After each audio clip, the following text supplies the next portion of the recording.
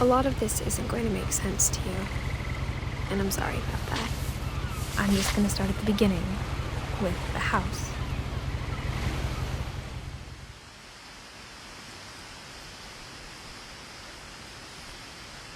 Someone had put up a chain-link fence, but it looked like I wasn't the first person to hop it.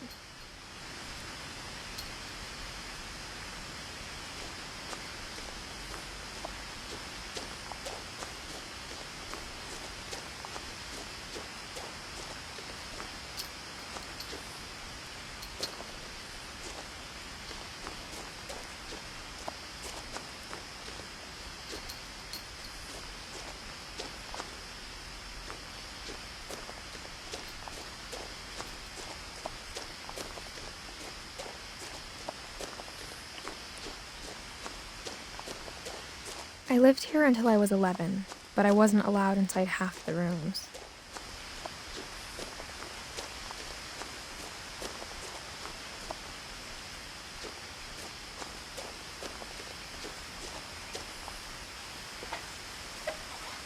Inside the mailbox were bills from 7 years ago, marked urgent, open immediately.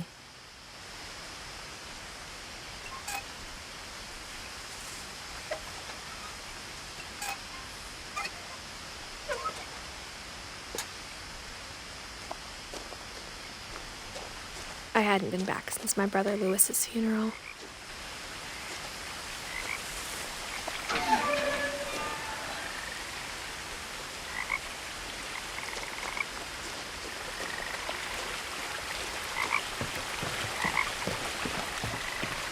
In her will, my mother left me a key, but didn't tell me what it unlocked. Maybe she thought I'd know, or she thought that the mystery would be enough to bring me back.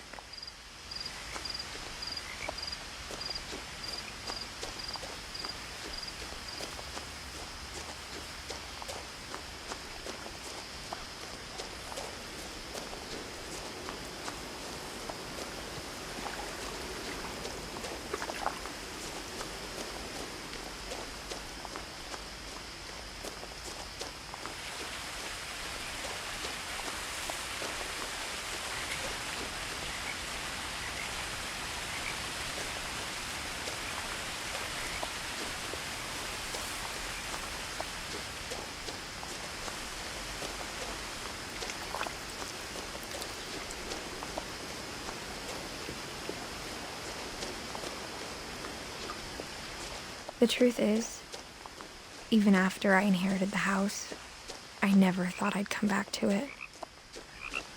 But now I had questions about my family that only the house knew the answers to.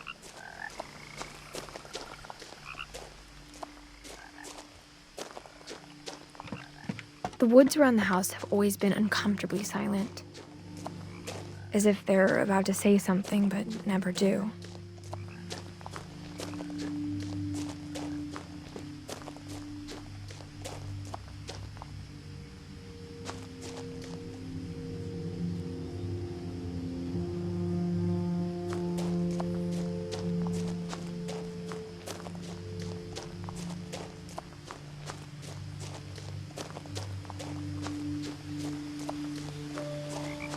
The house was exactly like I remembered it, the way I'd been dreaming about it.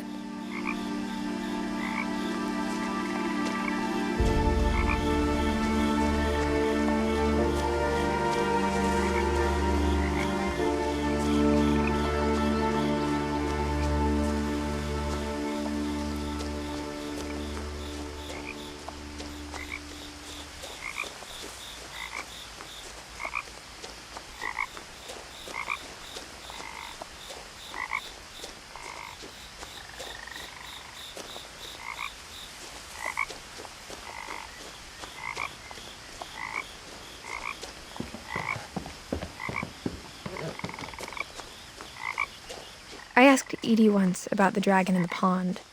She said it had killed her husband. I was 6. It seemed like an odd joke to me even then.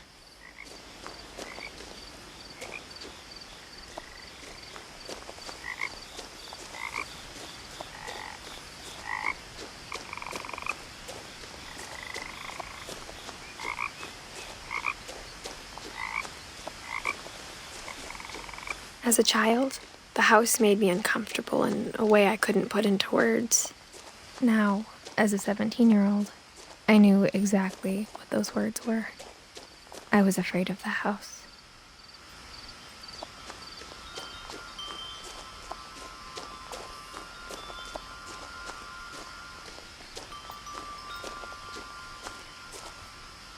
The house felt like it had always been here. Even the swing set was older than my mother.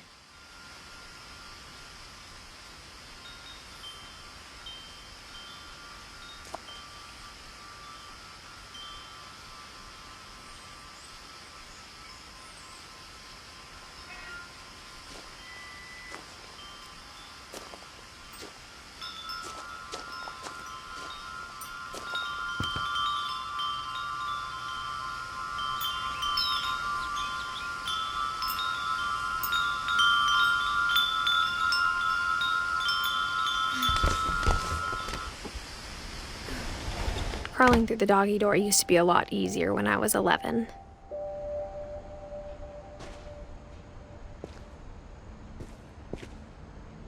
The power had been turned off the night we left.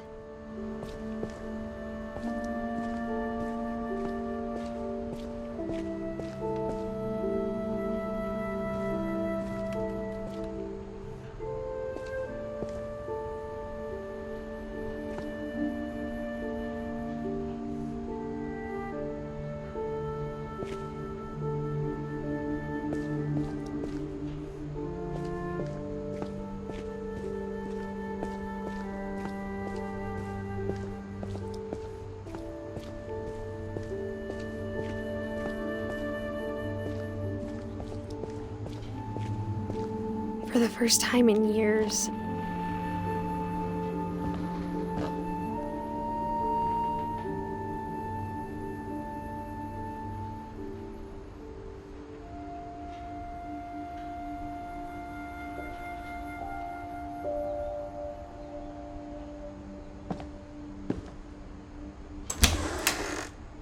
I felt like I was home.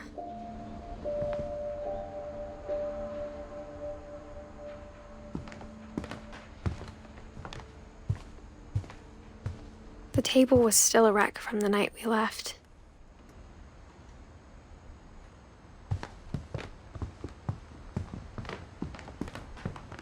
It was like a bomb had gone off, killing everyone but sparing the furniture.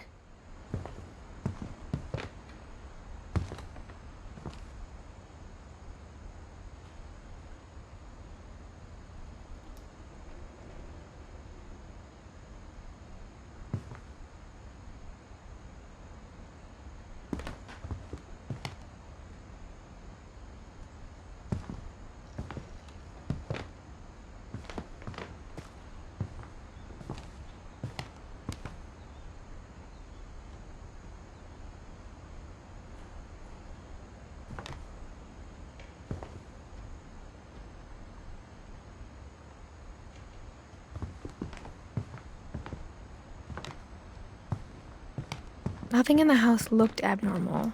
There was just too much of it, like a smile with too many teeth. Even the fireplace had a story. Edie told me the bricks came from the original house, after it sank.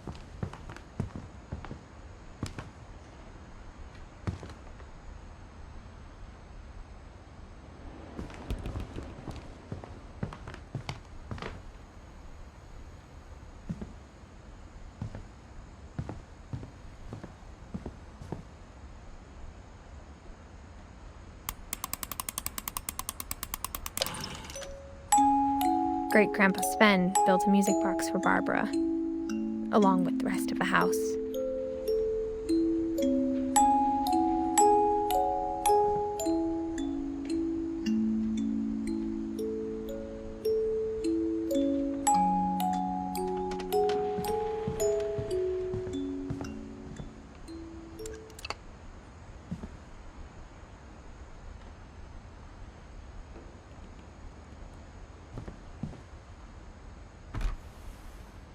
Edie told me once that every Finch who ever lived is buried somewhere in the library.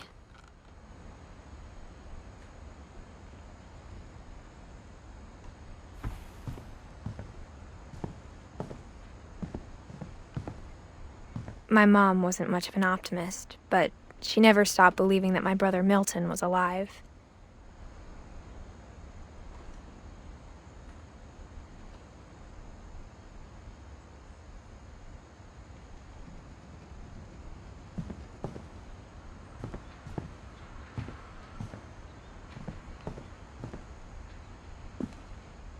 After Milton disappeared, Mom sealed up all the bedrooms. Then Edie retaliated and drilled peepholes.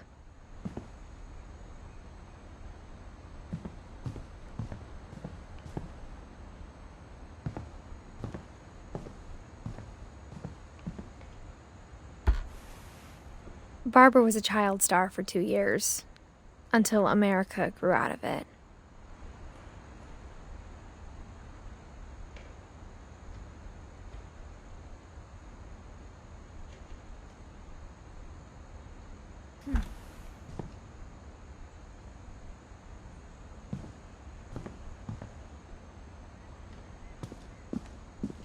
Mom must have locked the third-floor stairs on the night we left.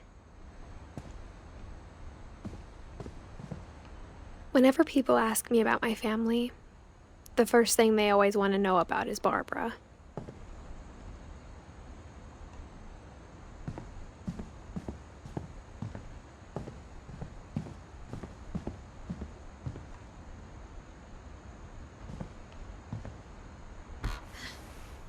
My Grandpa Sam spent 7 years sharing a room with his dead brother, Calvin.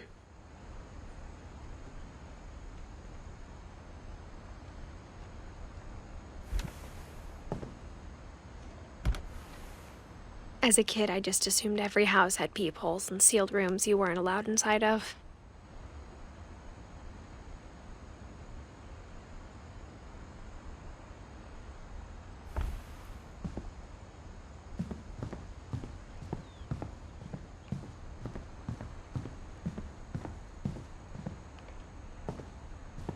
I spent a lot of time playing in Great Uncle Walter's room. I think my mom sometimes regretted not sealing it up.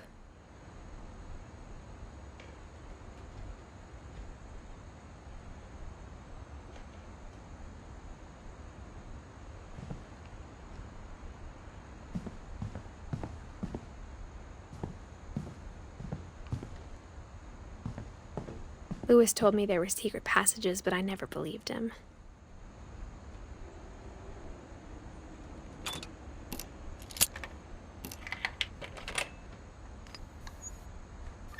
Turns out, my mom was really good at keeping secrets. Now it was time to find out what my mom had been afraid of.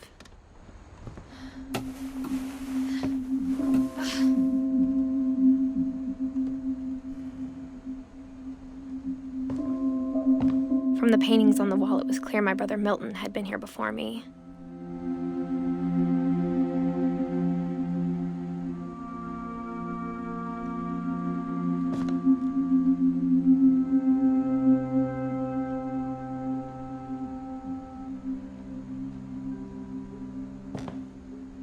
Reading this, maybe it sounds like I had a plan.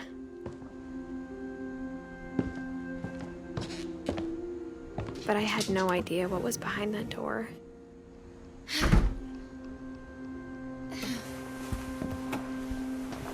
Just like I had no idea where all this was gonna lead.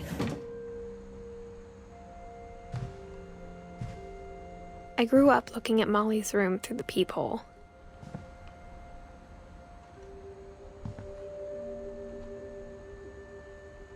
Being inside for the first time, I felt like I'd stepped behind a painting.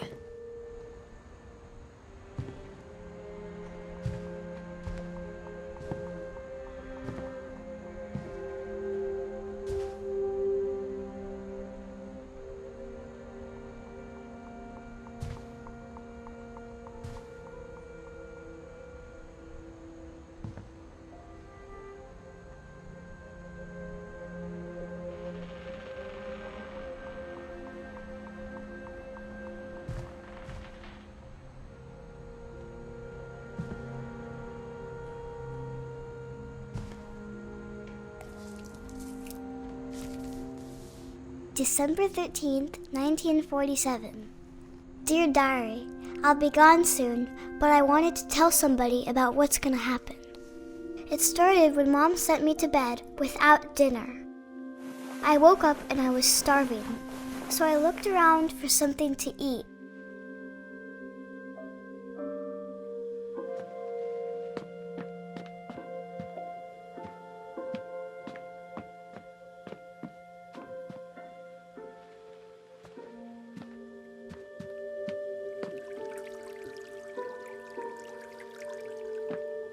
I thought about eating Christopher, but I held back.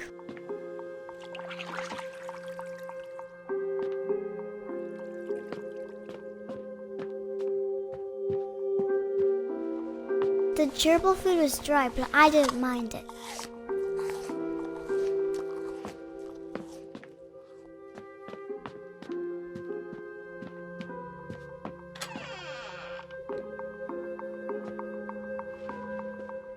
I kept eating and eating.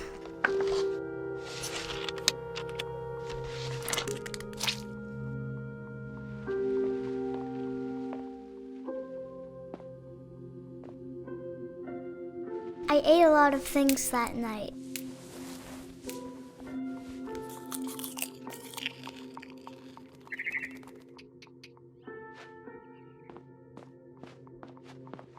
Then I heard chirping outside my window. It was a barn swallow going back to her nest. I reached out for her.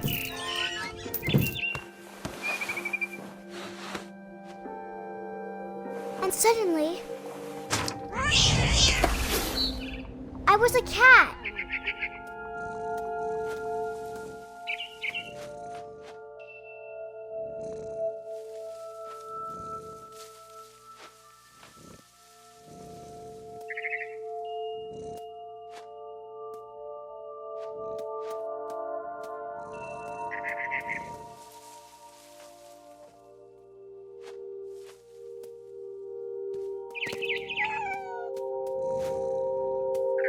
I tried to be quiet, but the bird was really scared.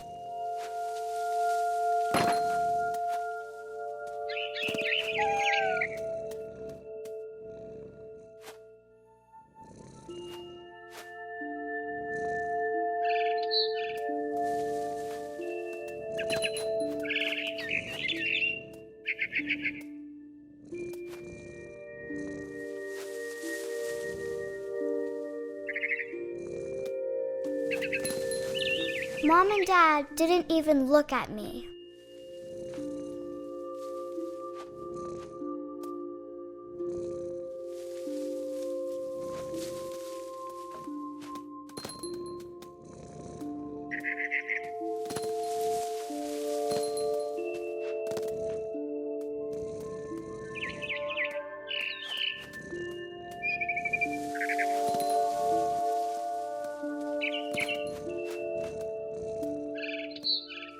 I jumped and I almost got her.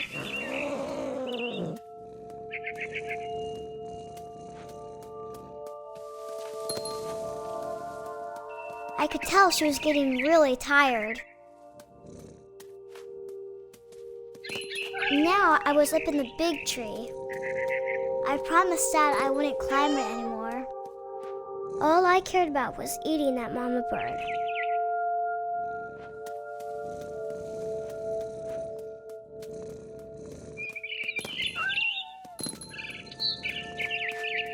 I gobbled her up.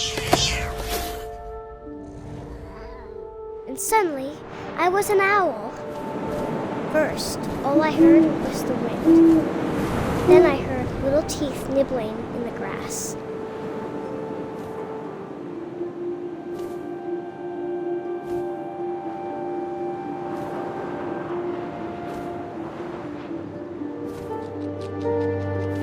Rabbits.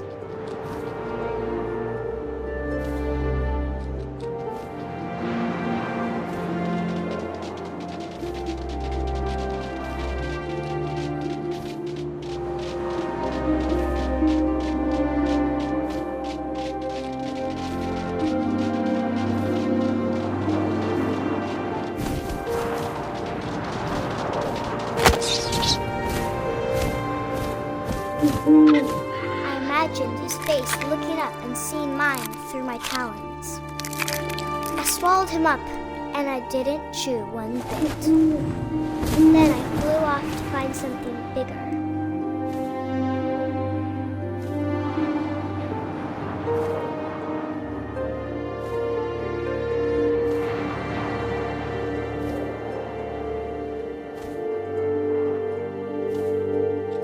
A mama rabbit.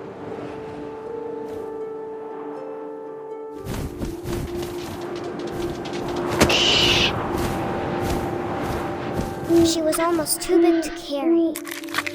I started choking, but I couldn't stop eating. And suddenly, I was a shark.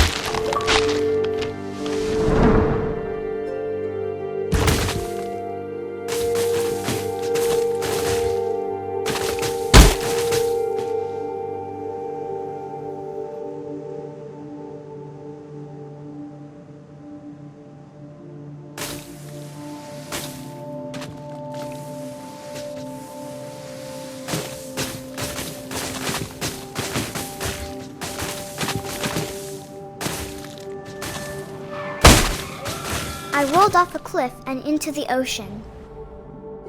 Now, I was hungrier than ever.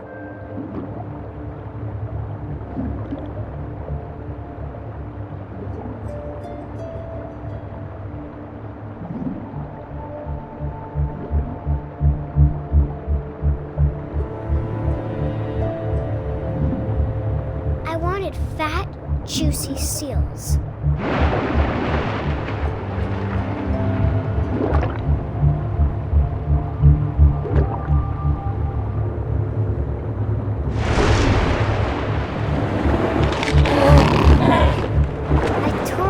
Flipper, and it tasted really good.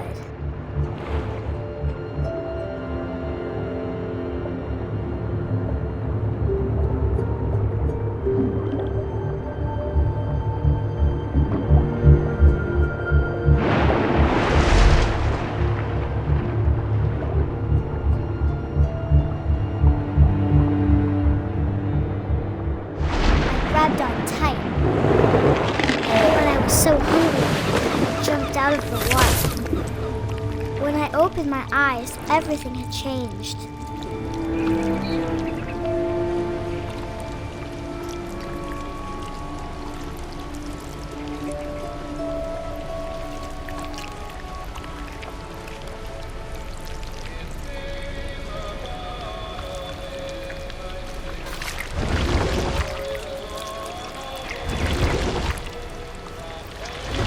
Now I was a monster, and I smelled people everywhere.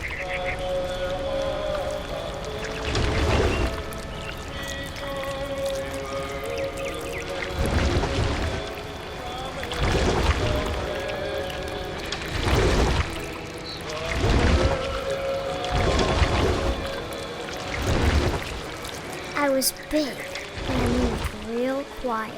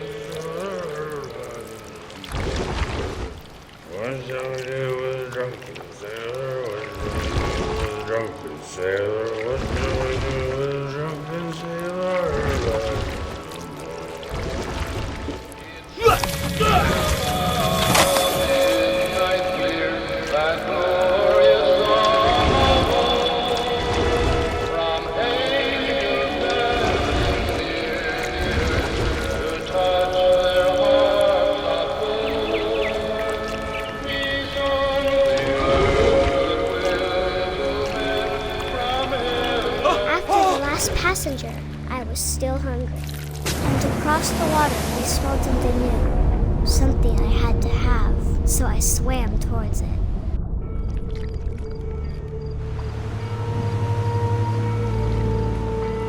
I slithered onto the sand, and the good smell went into an old pipe.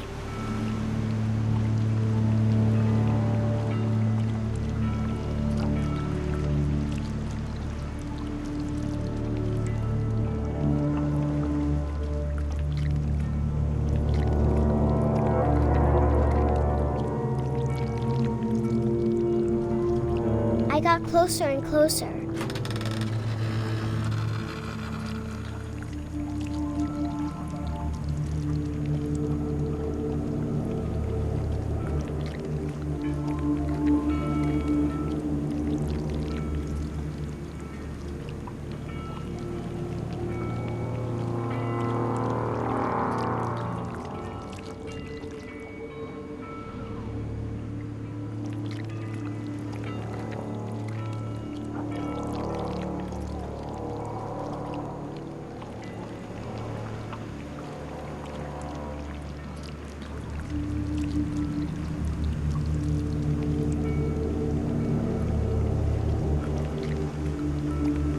All of my stomach started growling. And suddenly, I was me again. I held my breath for a long time, but I couldn't hear anything. I think it's waiting for me to fall asleep. But it's not going to wait much longer. It needs to feed, and we both know I will be delicious.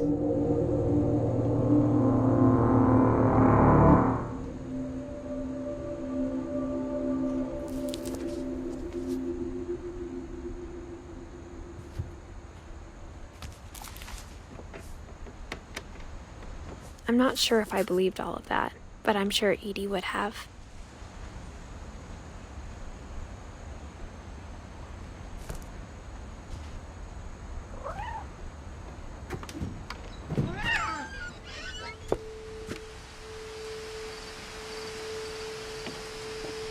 This will be obvious later, but my mom never told me any of these stories.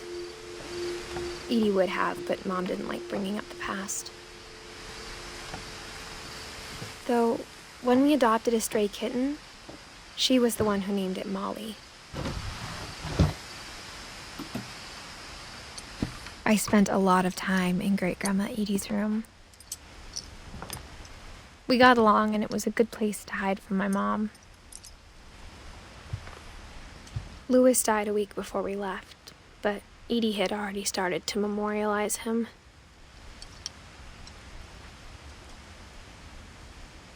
Edie knit me a new pair of gloves every year, just in time to replace the old ones.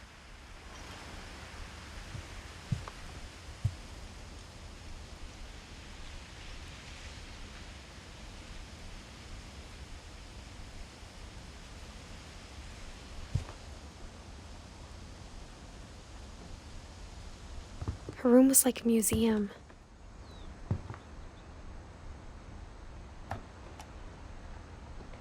For 500 years, the Finches have been famous throughout Norway for their fortune and misfortune. Odin Finch buries the latest victims of the family curse, his wife Ingeborg and their newborn son, Johan. On January 7th, 1937, he set sail with his family and his house, hoping to leave the curse behind.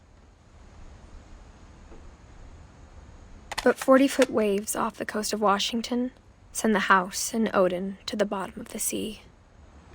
Odin's daughter Edie, with husband Sven and baby Molly, step ashore on their new home, Orcas Island. Odin Finch is the first to be buried in the new family cemetery. His daughter Edie is already dreaming of a new Finch house.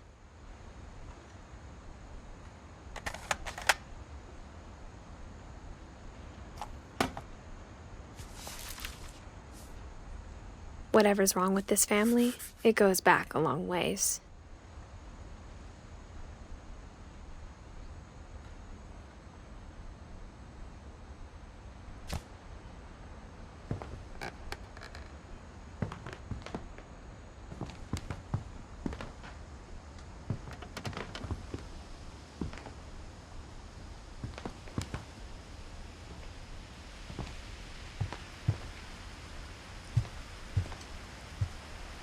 Edie gave a big interview about a mole man living under the Finch house.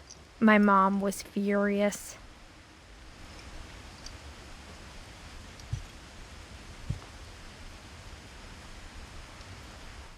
I hadn't thought of myself as Edith Jr. for a long, long time.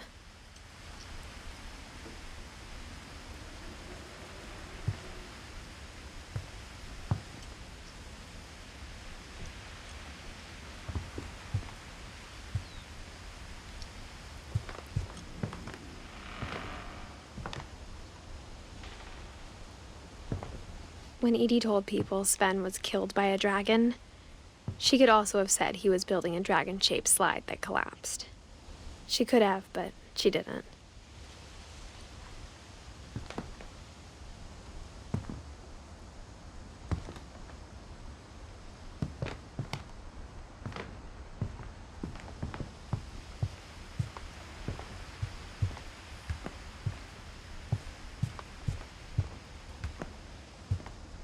Even in her 90s, sometimes Edie seemed a lot younger than my mother.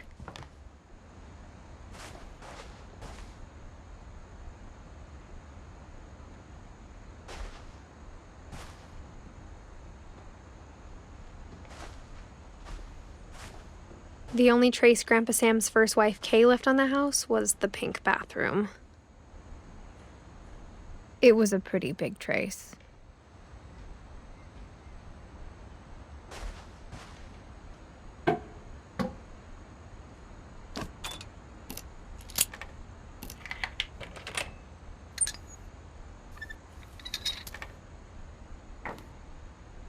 There's a secret in this bathroom.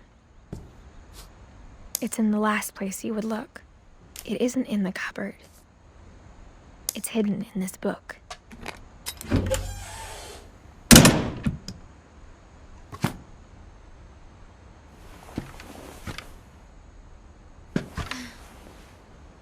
Sven gave Sam an old camera he'd refurbished.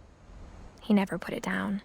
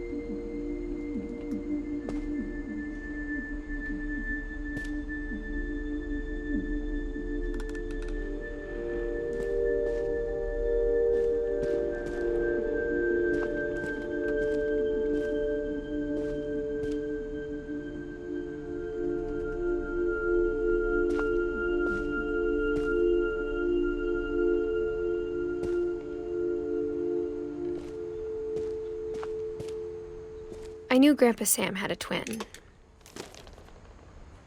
and that he never talked about him.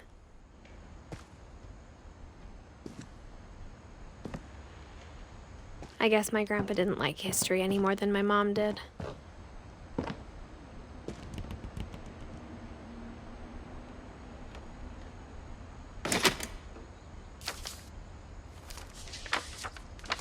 How I Want to Remember My Brother by Sam Finch. The thing I remember is that when he made up his mind, that was it.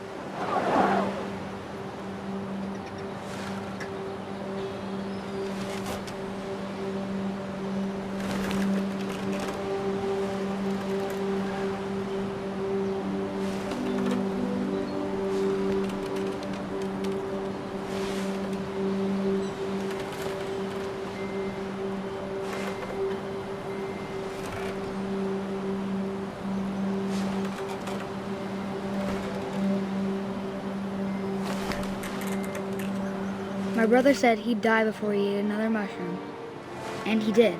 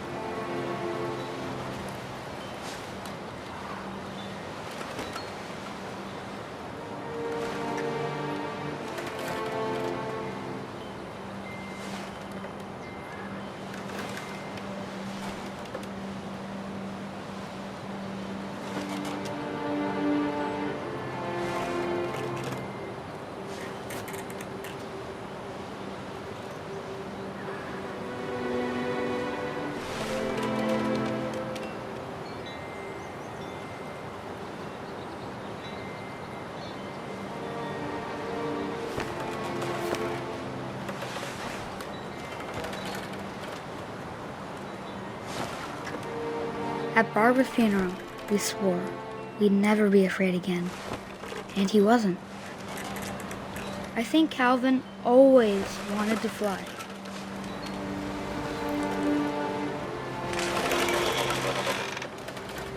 Sam! Calvin! Dinner's ready! Coming! But that day, he finally made up his mind to do it. I told him going around was impossible. Maybe if I hadn't said that, Calvin! I'm not gonna tell you again! maybe if the wind hadn't picked up, then maybe he'd still be here. But I doubt it. I think he'd already made up his mind. That's what I want to remember about my brother.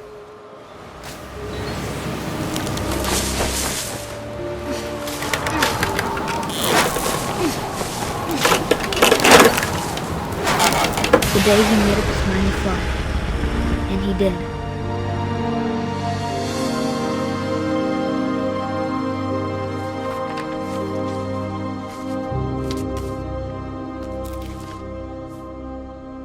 Calvin's story felt strangely familiar. When I was younger, I remember trying to do the exact same thing.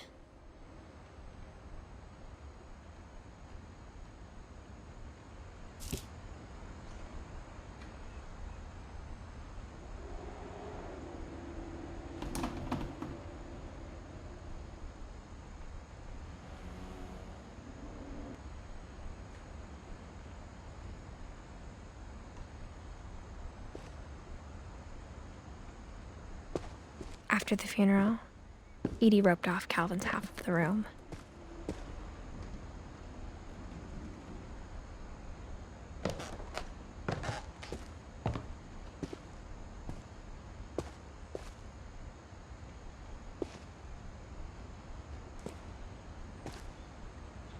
Mom said Grandpa Sam enlisted at 18 and never set foot in the room again.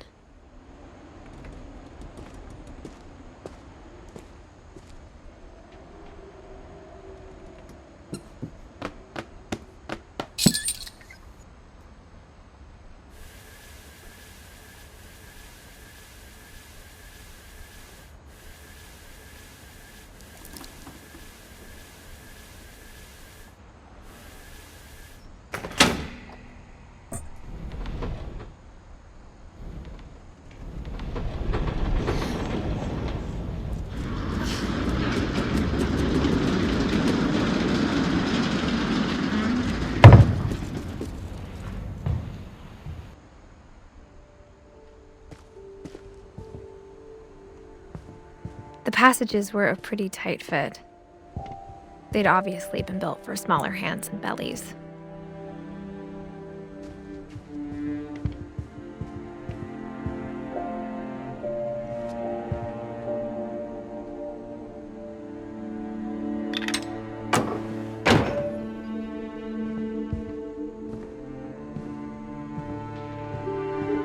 Edie's father, Odin, built the original house.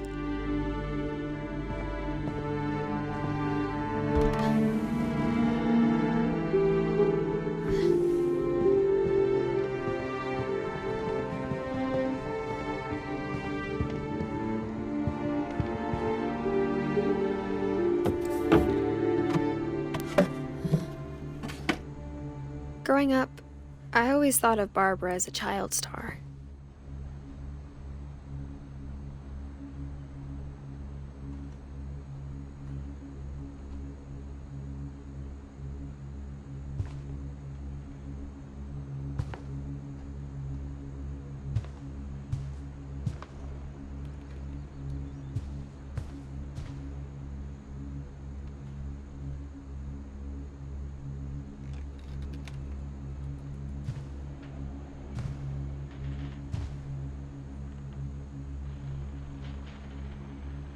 I never thought about how hard it must have been for her afterwards.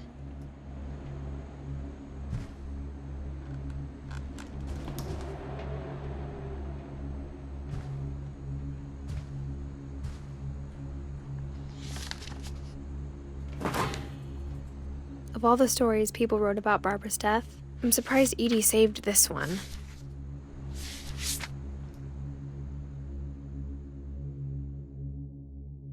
Old Jack here with another ghastly tale inspired by America's most unfortunate family. I'm calling it The Surprise Ending of Barbara Finch. As a child star, Barbara was famous for her scream. Now at 16, she was all washed up. A has-been. But in a lucky break, she'd been asked to perform her signature scream at a local convention for monster movie fans. It was just the boost her career needed. Unfortunately, her scream hadn't aged well. Getting better. I think you just need the right motivation. Her biggest fan and current boyfriend, Rick, was about to demonstrate when... Now that was a great scream. It was Barbara's father, Sven. He'd slipped into a table saw and had to be rushed to the emergency room. So Barbara got stuck babysitting her youngest brother, Walter. Her convention comeback was canceled. Okay, I'm hearing frustration, but I'm not hearing terror. What if I tried... A gang of hoodlums in Halloween masks have been terrorizing Orcas Island tonight. Police are urging residents to... That came from the basement. You're right! Also, I loved your delivery on that. why is your basement door locked? Because my dad likes making puzzles and secret passages. There's a key hidden in the music box. The secret is to keep winding and winding until finally the key pops out. Thanks, babe. I'll be back in a sec. 20 minutes later, Rick hadn't returned. So Barbara went to look for him, right on cue. She reached for the music box.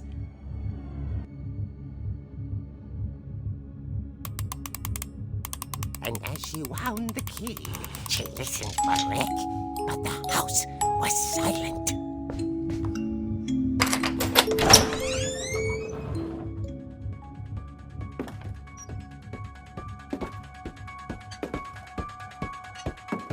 She found Rick's crutch and imagined the worst.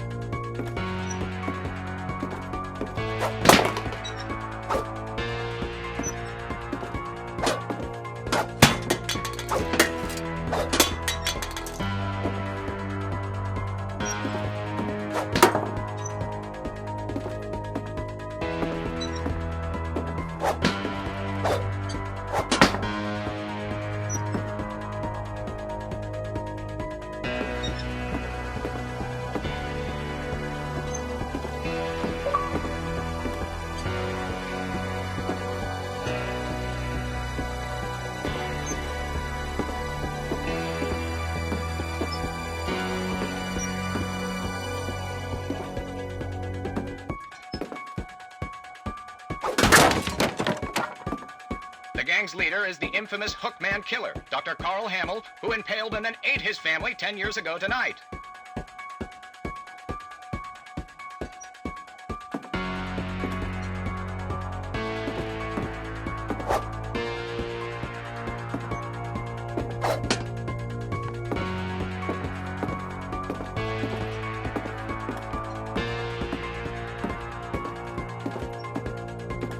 Old Finch rattled and grew still.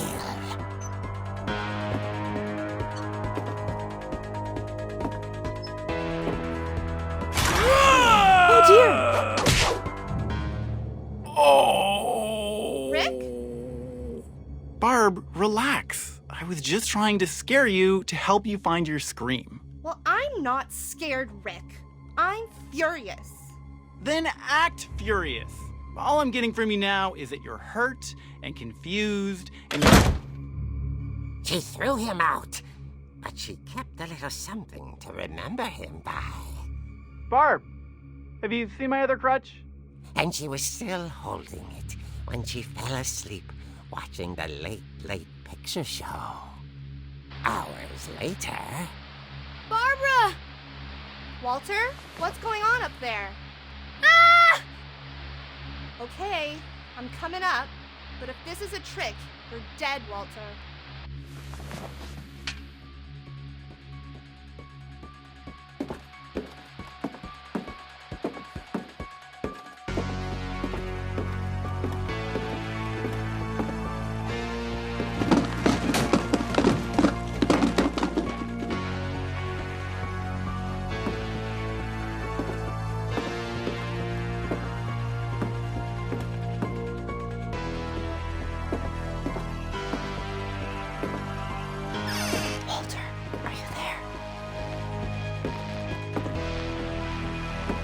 Walter had vanished, but his bedside radio was still on. Orcas Island police describe the man as 6 feet tall, with a steel hook for a hand. Residents are urged to lock all doors and windows and notify the police of any suspicious activity. Barbara turned, saw the hook man, and was speechless. He was quite smashing.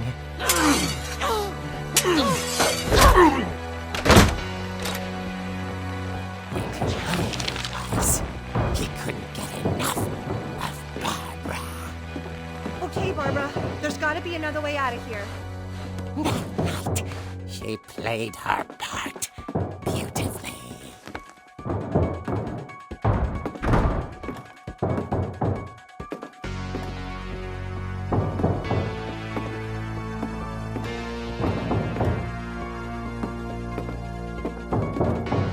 Molly's door hadn't been opened in years. The hinges groaned.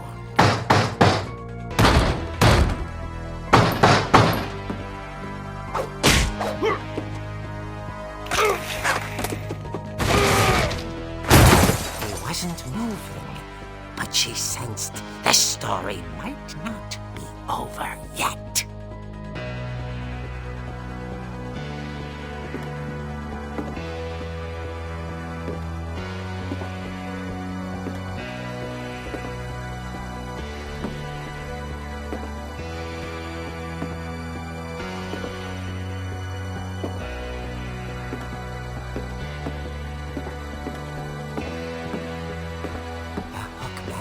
Had vanished. She listened for his breathing, but all she heard was...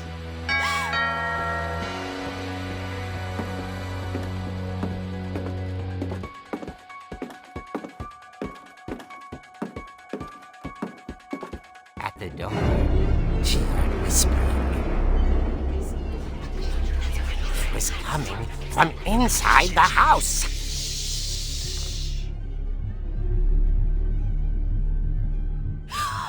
Oh dear. The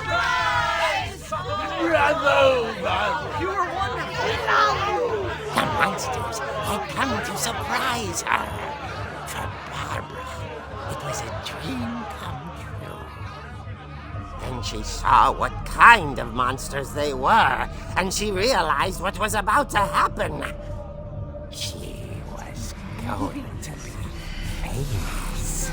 And with her final breath, Barbara Finch gave the performance of her life.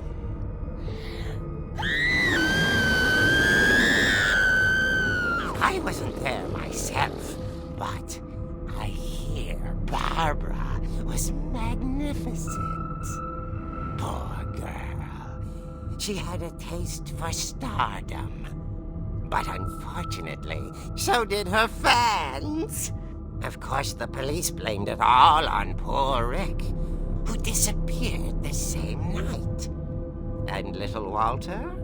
Hiding under his bed the whole time. He took it all pretty hard, but that's another story.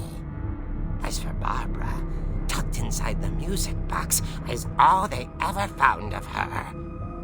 Her ear. Now that's what I call a real eerie tale.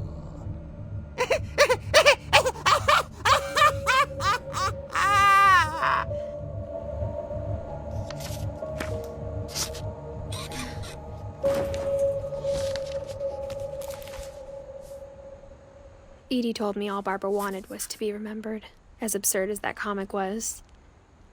Maybe what Edie saw was a happy ending.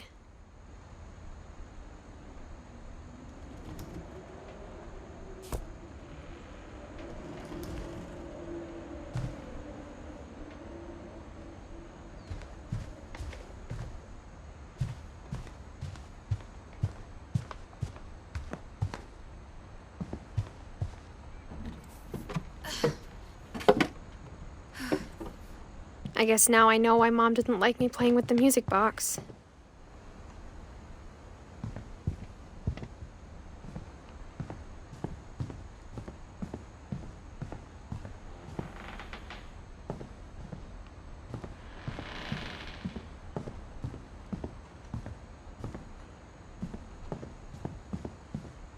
It's funny.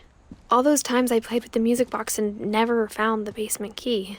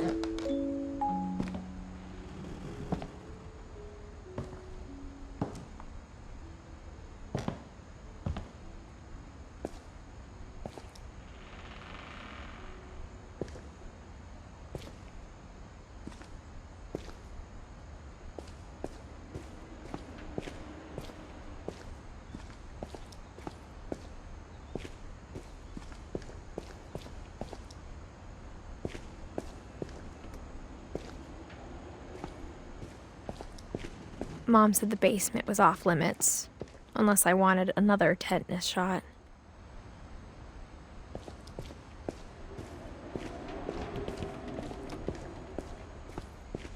I saw Edie sneak down to the basement once, carrying packages.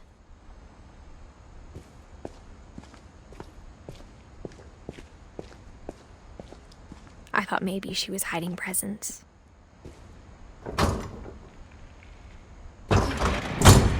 It turned out she was hiding a lot more than that.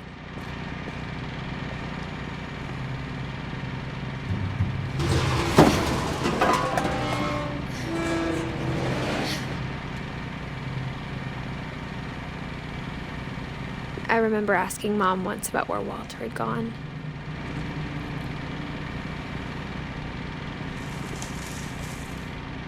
She said after Barbara died, he got as far away as he could.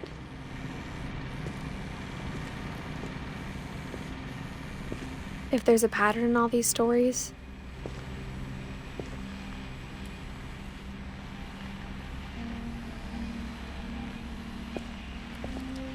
I think it's that none of us has gotten very far.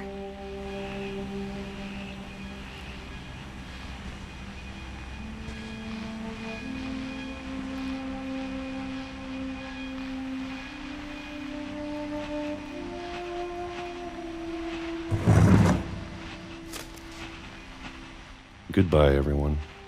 I can't believe I've been down here for 30 years. On that first day, after the shaking started, I didn't think I'd survive a week.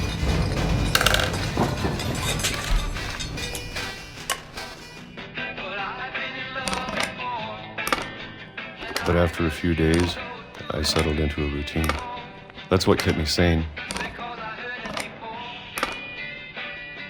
Having a schedule, living for today. I always expected to be dead tomorrow.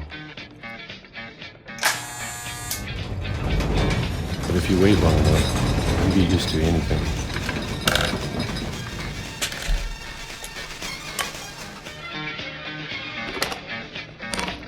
Even a monster on the other side of the door starts to feel normal. Almost friendly.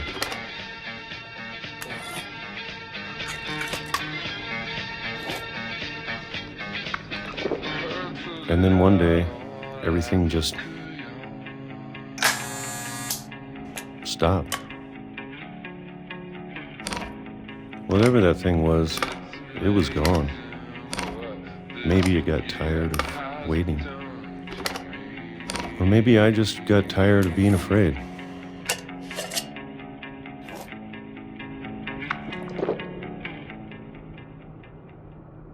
It's been a week now, the longest in 30 years.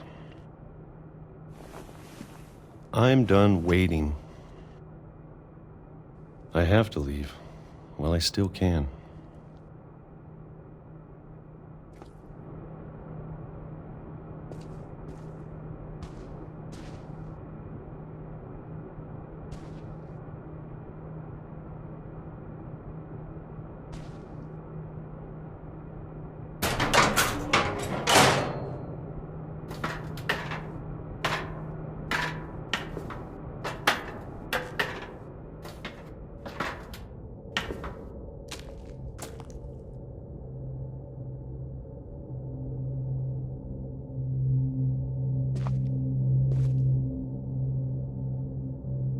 I know it's out there, somewhere.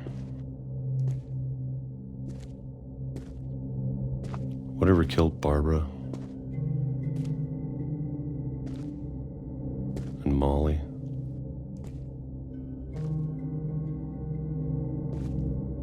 and Calvin.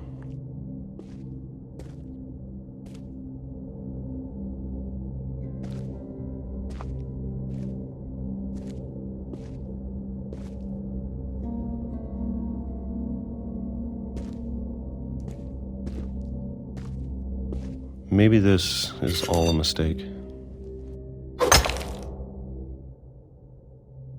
But I need to stop living the same day, even if it kills me.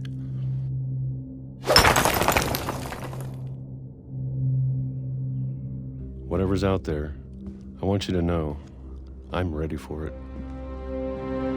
I'm going to appreciate all of it, especially the food. I don't mind if I only have a year left, or a month, or a single week. I'd be happy with one more day. I can already imagine the sun on my face.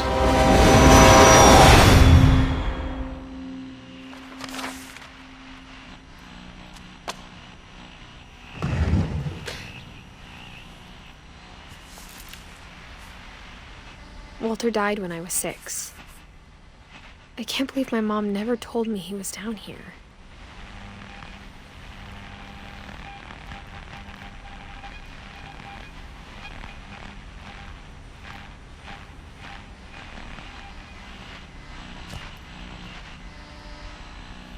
I'm sure my mom was trying to protect me.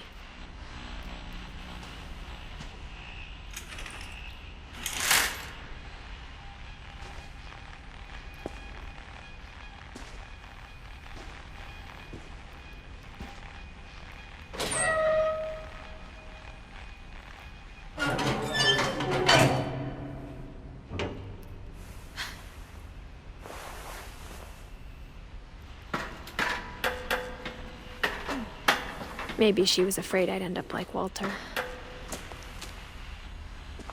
But if she never told me about an uncle under the house, I can only imagine what else she was hiding. I don't want to make the same mistakes she made.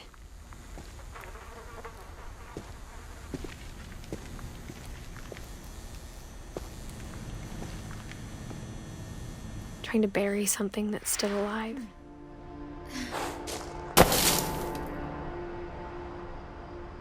Now that there's only one of us left, or maybe 2,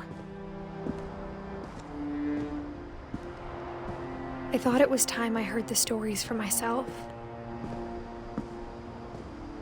and found out what happened to everyone else. But now I'm worried the stories themselves might be the problem. Maybe we believed so much in a family curse, we made it real.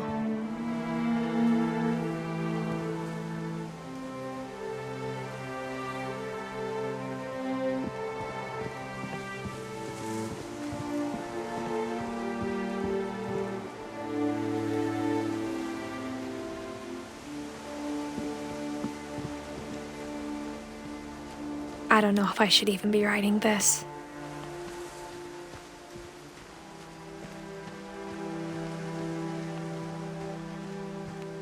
Maybe it'd be better if all this just died with me.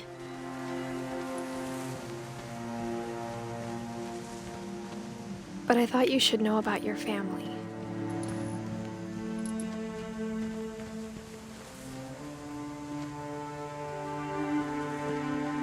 And the history you're a part of.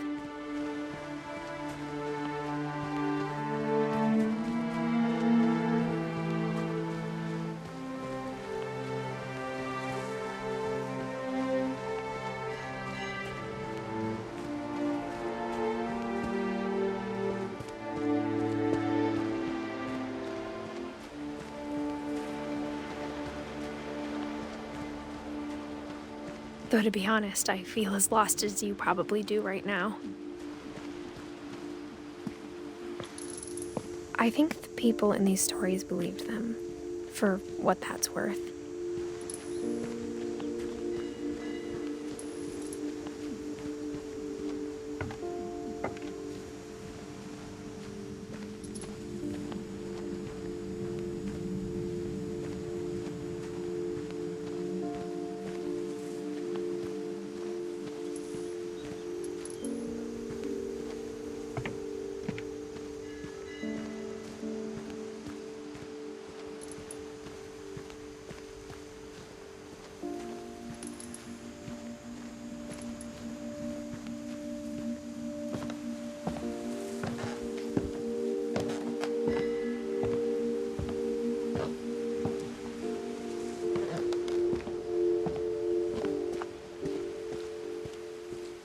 you look at the house, that history of imagination and stubbornness and madness, any of it seems possible.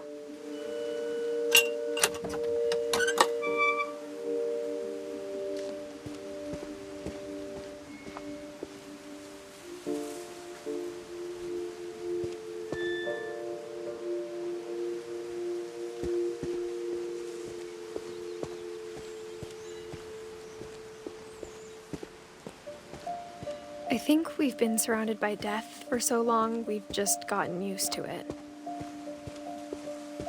What kind of family finishes building a cemetery before starting the house?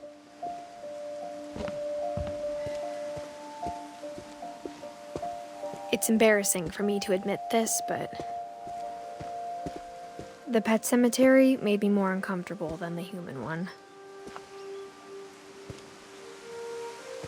3 of the gerbils were mine, and 2 had been my fault.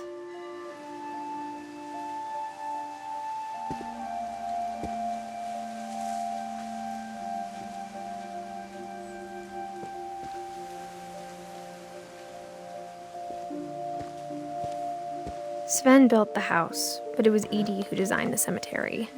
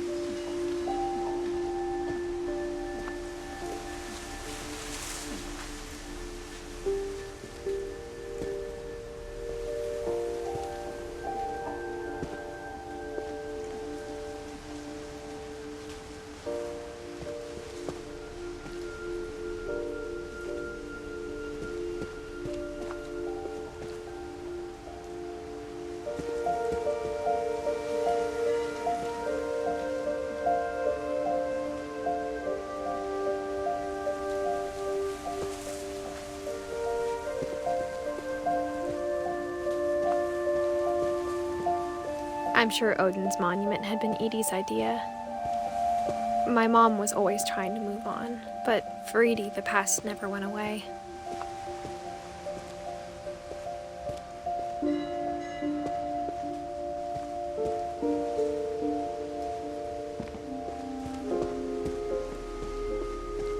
She could see it poking out of the water at low tide.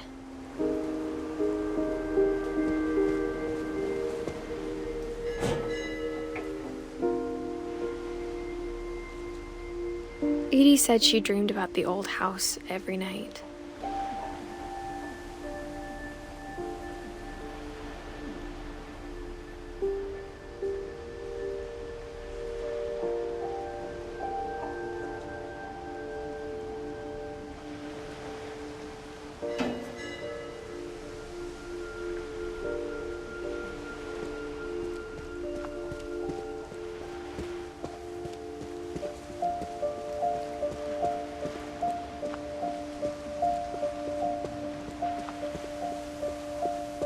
Edie's side was always easier for me to understand.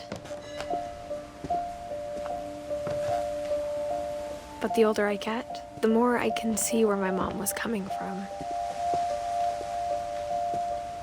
Her dad had been pretty strict, but it wasn't enough to save her brothers. She was just trying to do better.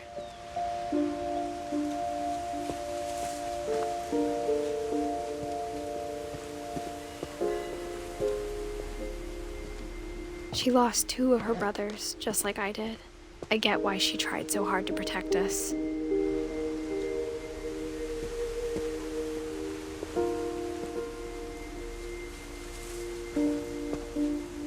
We never found Milton's body, so my mom insisted we were putting up a monument, not a tombstone.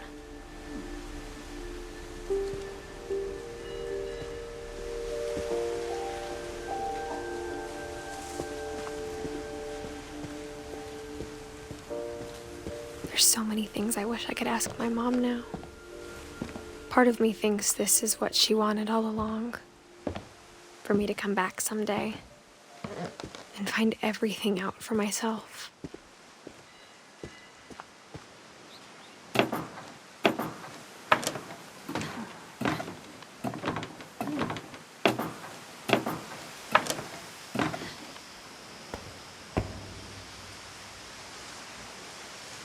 But looking back on it now,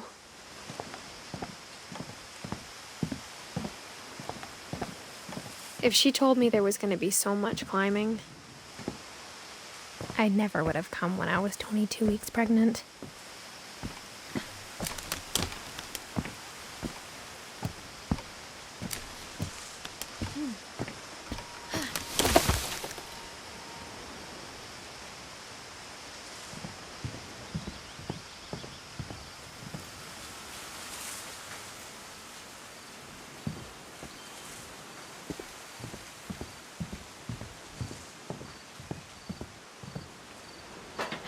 I never met Grandpa Sam, but I think he and my mom had a lot in common.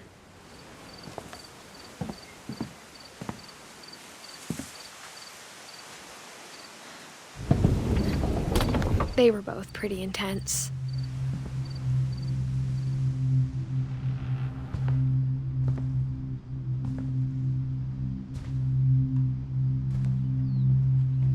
Sam spent his life shooting photos, but Mom said he got nervous being in front of the camera. I guess we're all afraid of something.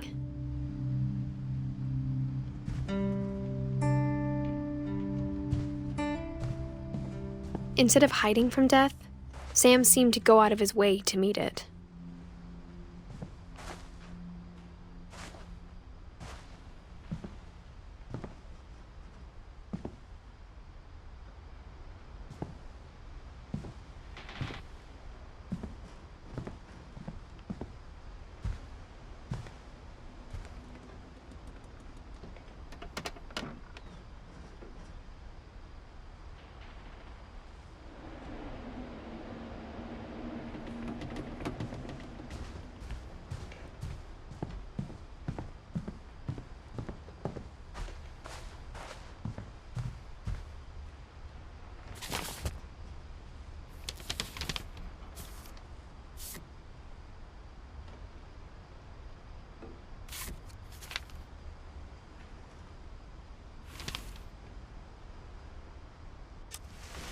Dawn, I promise, you'll never forget this weekend. Yes, sir. These memories are gonna last a lifetime. Am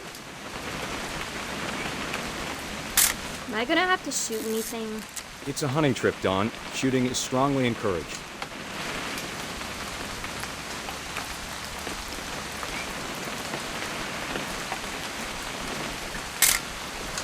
Shouldn't we be leaving? Just want to get a shot of you, Dawn, then we can take off. Not quite.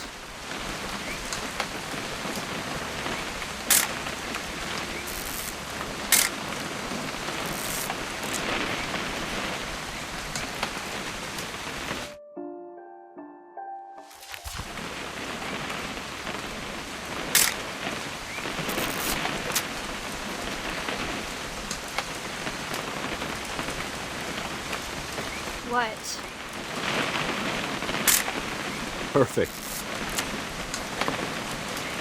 It's gonna rain the whole weekend, isn't it?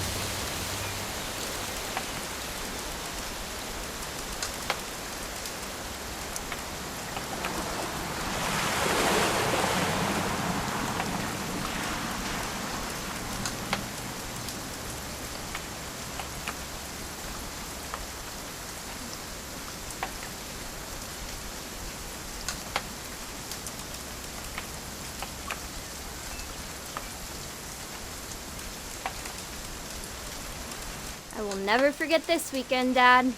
That's the spirit. Okay, got it. I'm gonna take some pictures, okay? Just be careful. That camera's older than you are.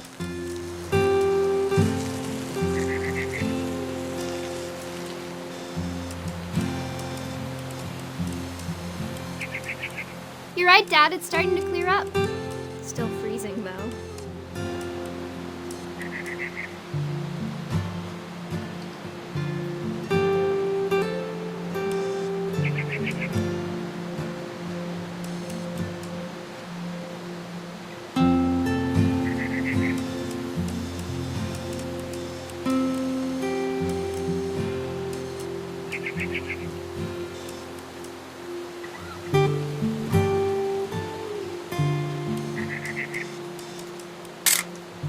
Aw.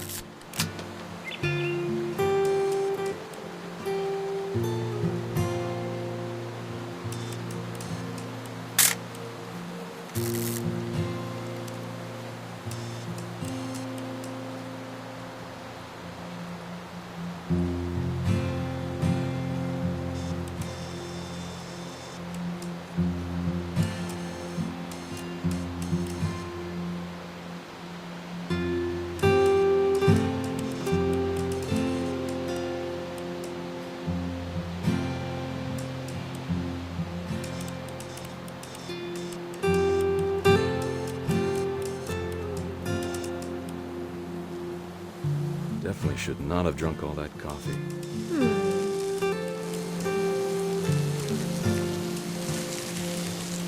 Hold still while I take a picture of you. I definitely won't be moving. Are you done yet? Does it sound like I'm done? Nothing quite like being outside. Oop. A little more gas in the tank, I guess. Hey! That's a keeper. I'm just saying, I'm not always gonna be here, Dawn. You'll need to remember this stuff, if you want to survive. I'll be fine, Dad. You know who else thought he was gonna be fine? Some guy who died. Dawn, I'm being serious. I know, Dad. You're always serious. Doesn't being out here make you want to chill out? Well, to tell you the truth, I haven't been out here in 20 years.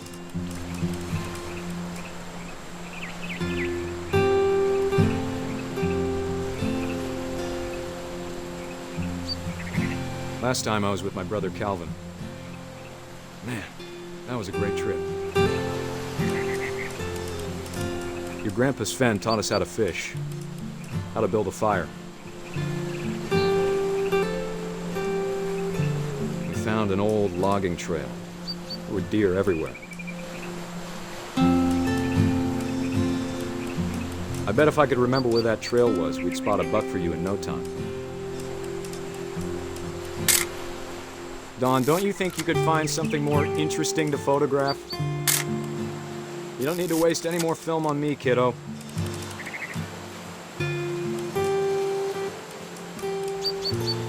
Give me a minute to check the map.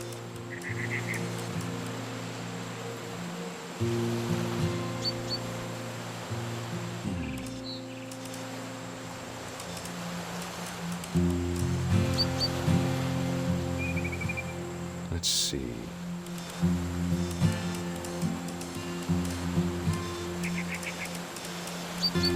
Maybe.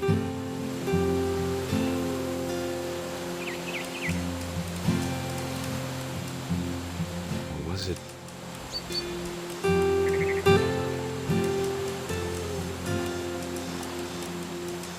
It could have been.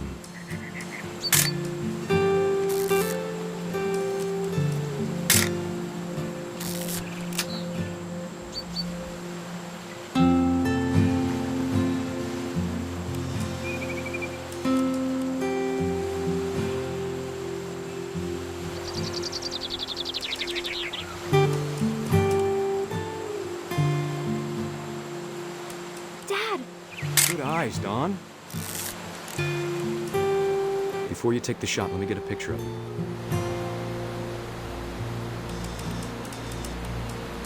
Dad, I... Just breathe. Turn off your imagination. Focus on your target.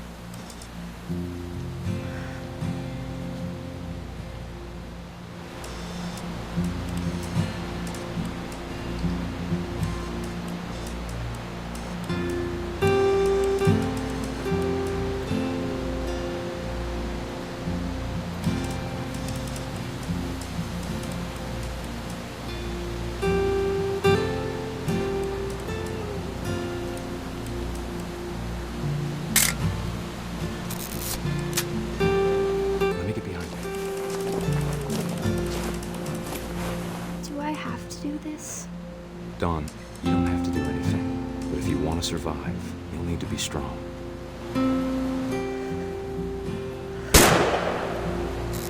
Great shot, Dawn!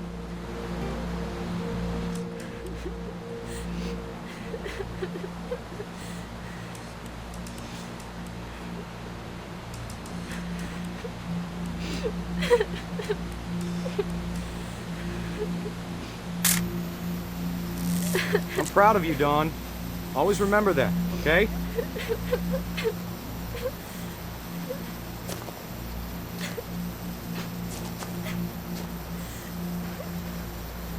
Sorry, Dawn, just gotta reset the timer.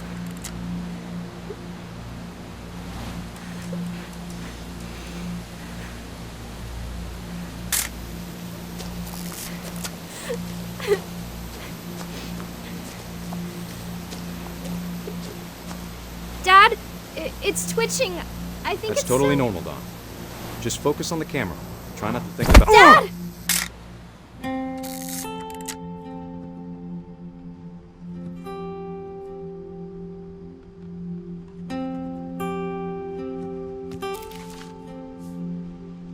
Of all these stories, that's the one I wish most that my mom had told me.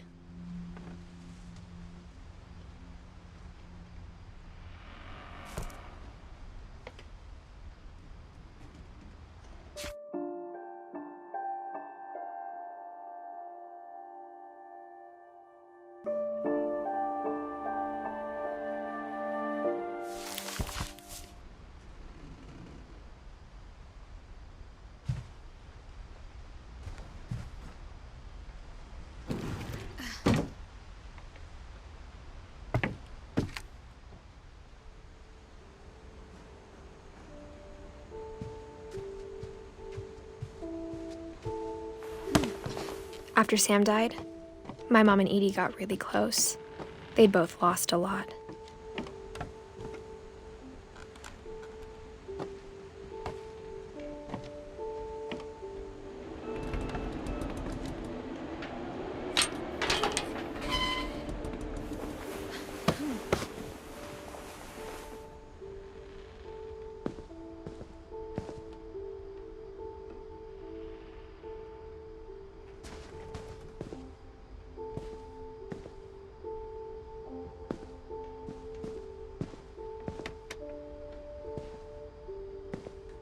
I can't imagine my mom ever writing poetry, and yet...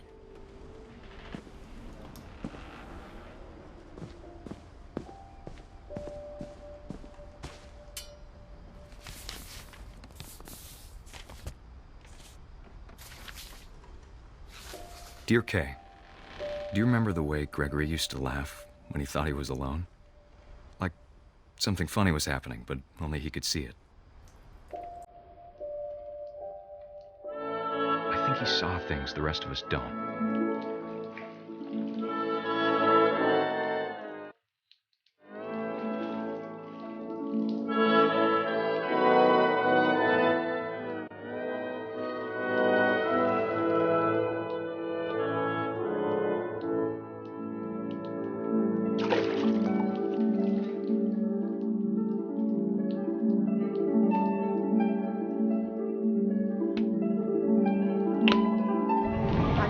Gregory, it's time to...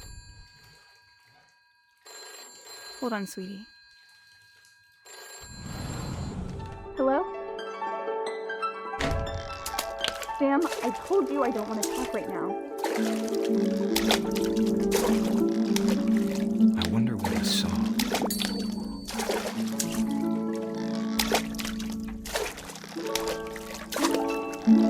What his world was like.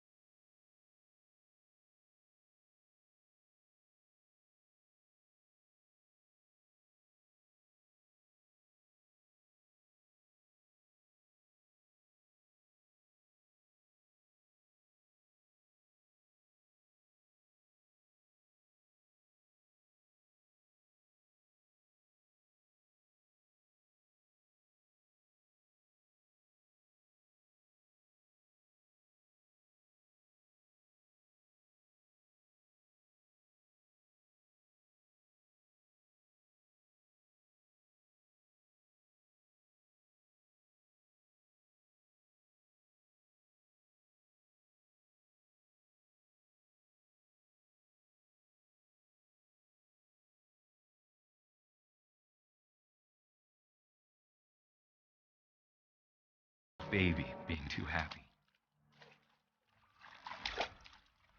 But I could feel her slipping away. Sorry about that, Gregory. I know you did everything you could.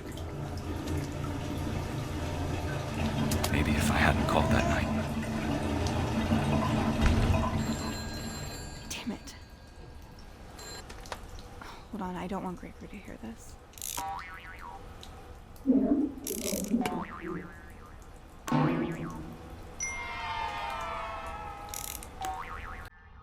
I wish he could have told us about the world he saw.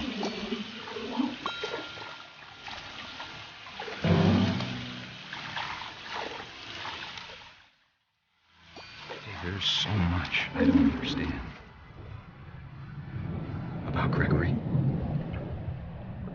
about everything.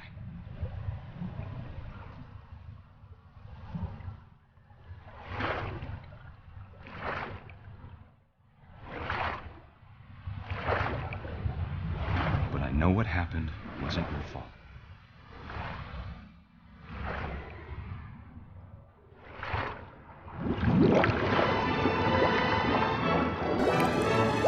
I'm sure he's happy. And he'd want you to be happy too. Good luck, Kay.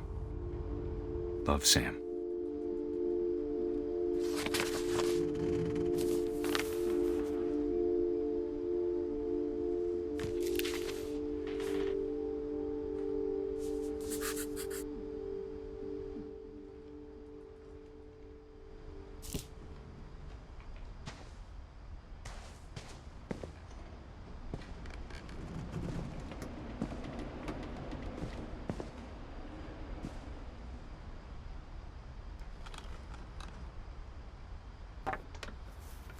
A poem for Gus, who always said the wedding was a bad idea.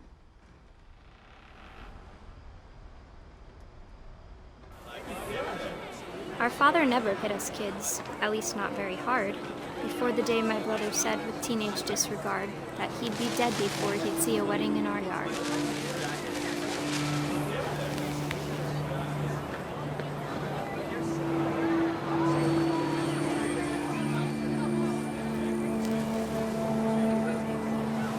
My father made him come, of course, but Gus stood far apart, just flew his kite and bottled up the storm inside his heart.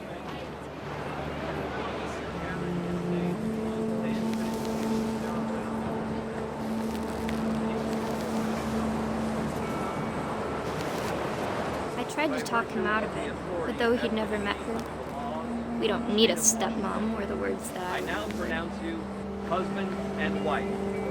You may kiss the bride.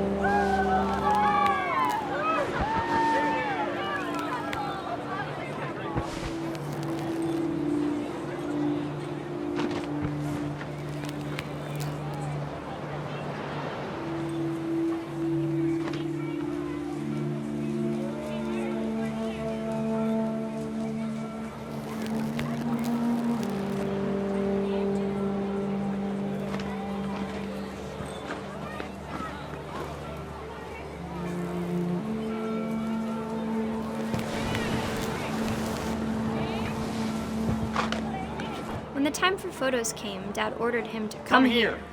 But Gus declined, and as a sign held up his middle finger.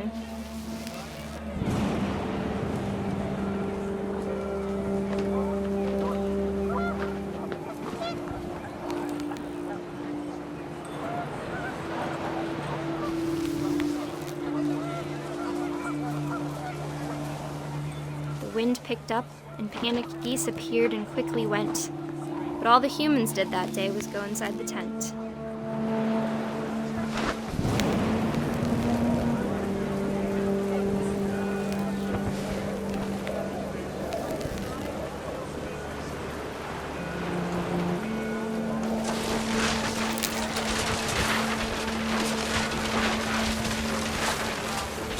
The rain came down in buckets then, but no one seemed afraid that nature might destroy the tent our dad had crudely made.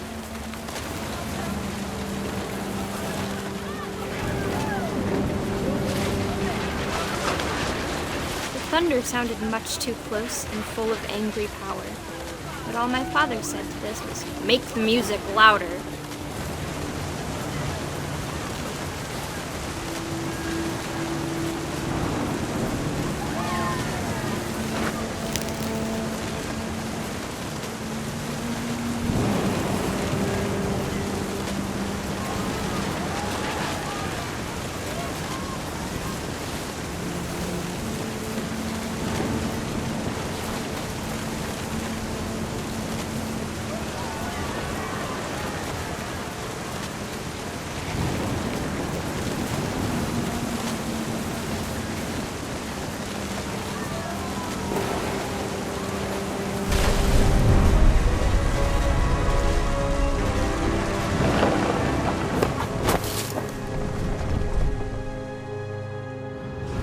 I wish that I could truly say I thought about you on that day. Out there on the beach alone, just you, the wind, the sea, and foam. But I didn't, until we found you.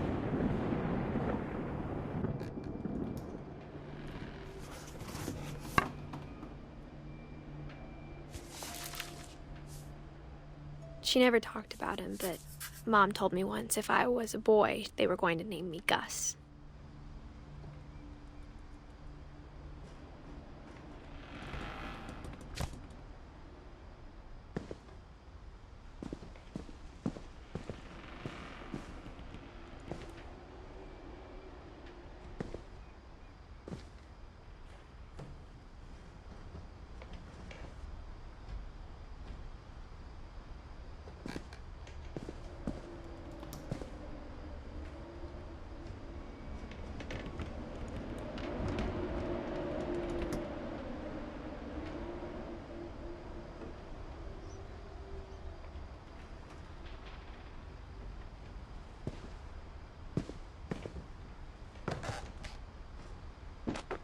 My mom moved up to the loft after her brothers died.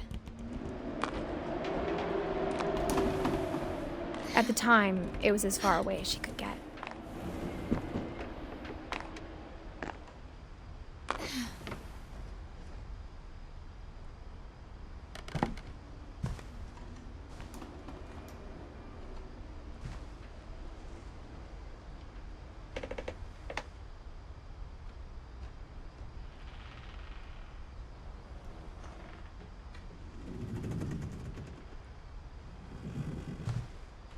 She spent a summer building houses in Calcutta, where she met my dad, Sanjay.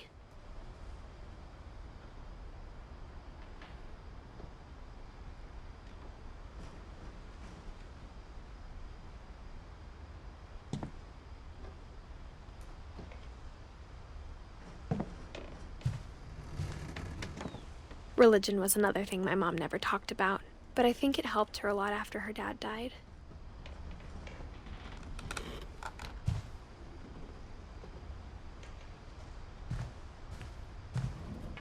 My mom moved to India a week after graduation and got a job teaching English.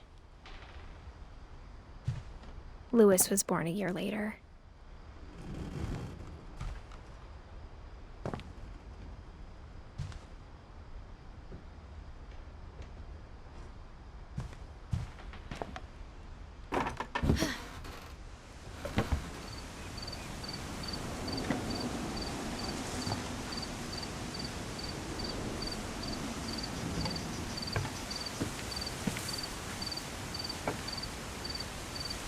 When my dad died, I don't think Mom knew where else to go.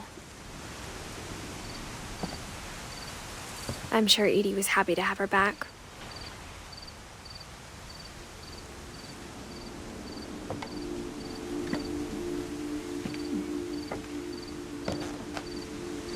The house had to get a little bigger, but Edie was used to that.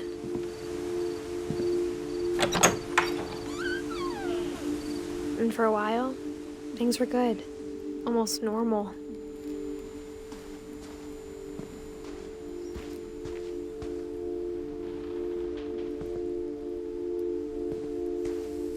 But it didn't last.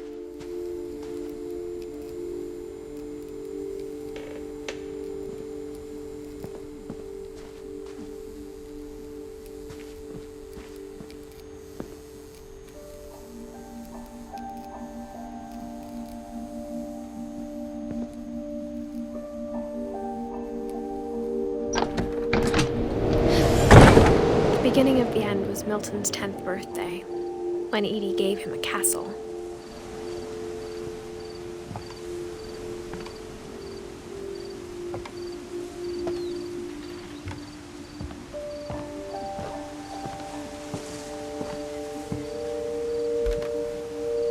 After Milton disappeared, the only thing he left behind was a room full of paintings.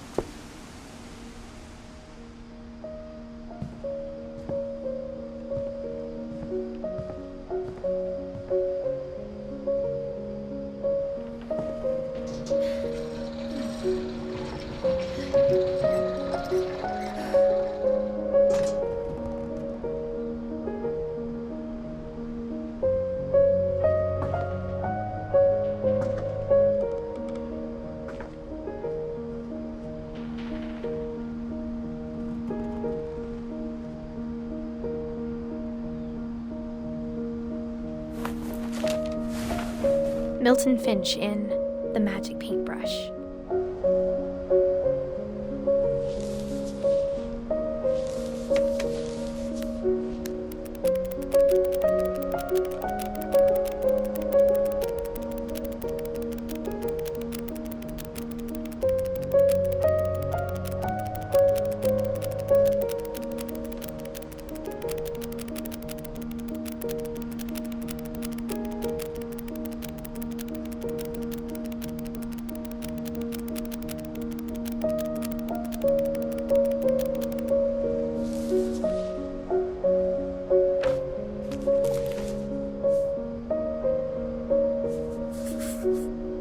I was 4 when Milton disappeared.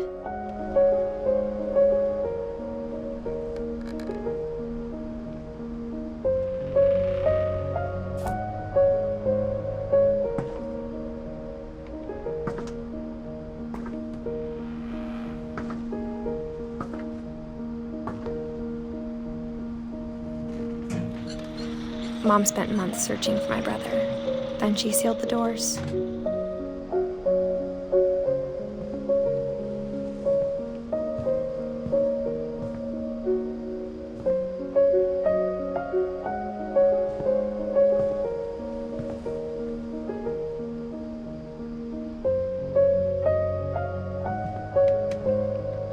Whatever Milton had found in the house, Mom didn't want it getting out.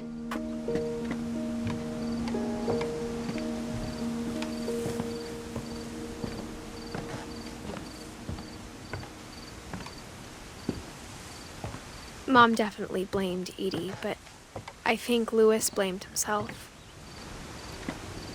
After he graduated, he just spent more and more time in his room, until Mom got him a job at the cannery.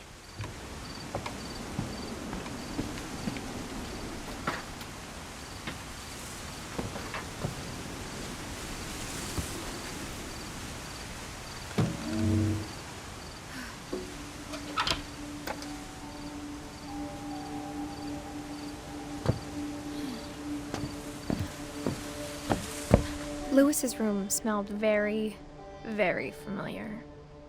That part of him lived on.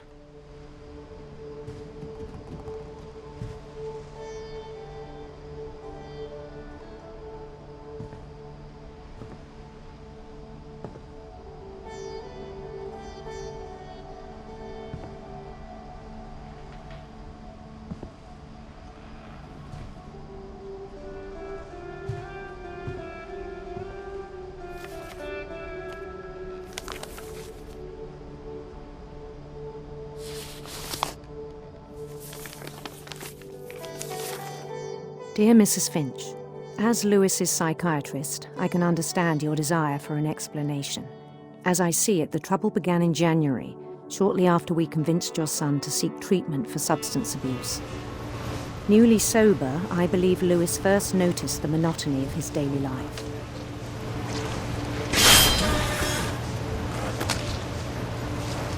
He kept working at the cannery, but he withdrew part of himself. In our sessions, I saw the same behavior.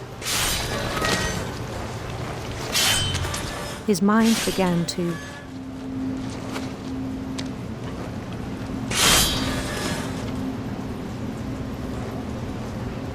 wander.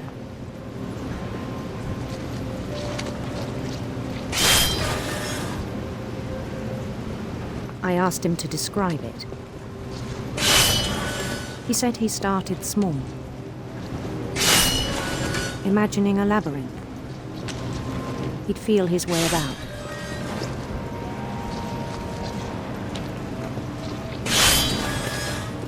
Then something moved.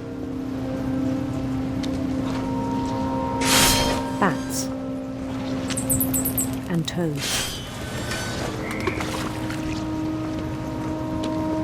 and things that have not names. He knew it was all in his head, but he took it very seriously. I had hoped he'd find himself.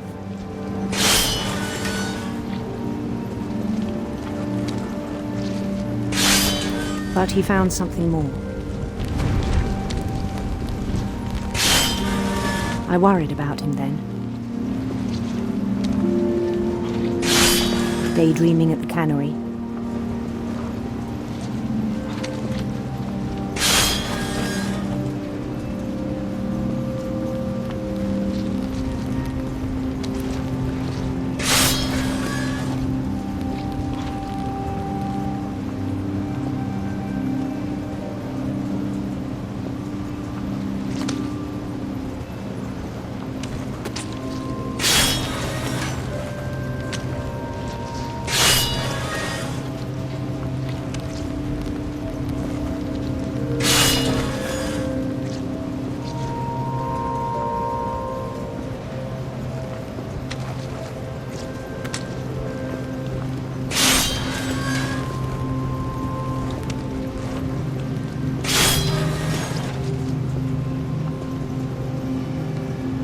I spoke with his boss,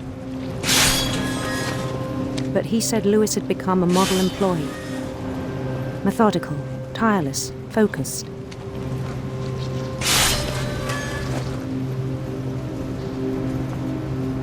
Like a whole new Lewis. So I let him go on.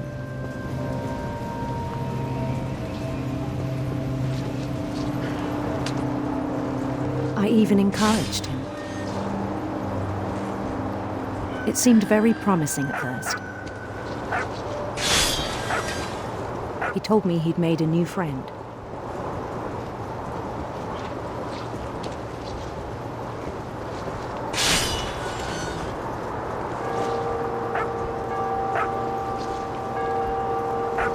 On the edge of a city he named Lewis Topia. He built the city up slowly, brick by brick. Then he made musicians.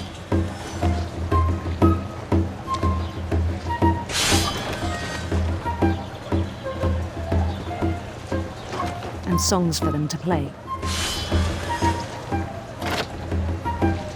He talked about starting a band.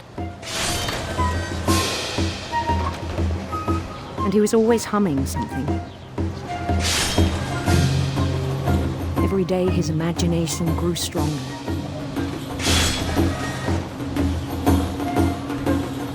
He no longer spoke at the cannery, but his chopping was as reliable as ever.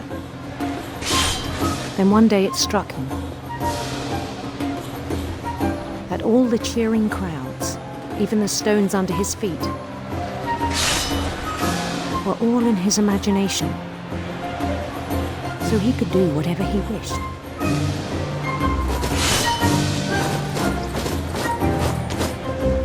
He held an election for mayor. And he won. They begged him to stay, but his mind was already wandering. It became a game for him.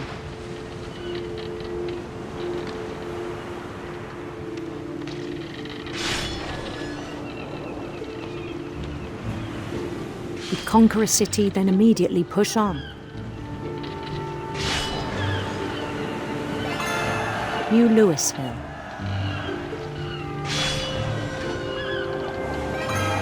St. Louis. He started drifting away from our reality.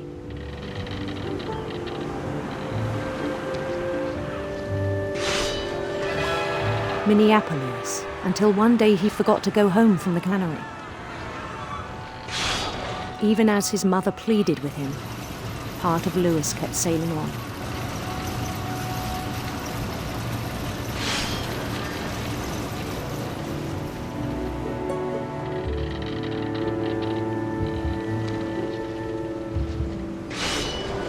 In Louisburg, he heard rumors of a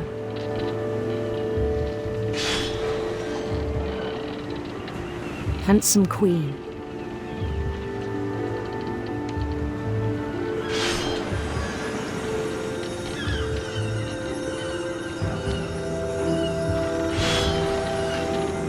The queen was on her own quest for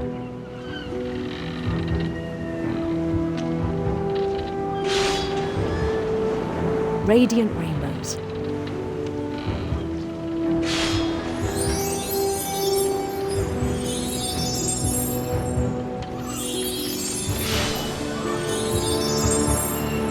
He followed the sound of her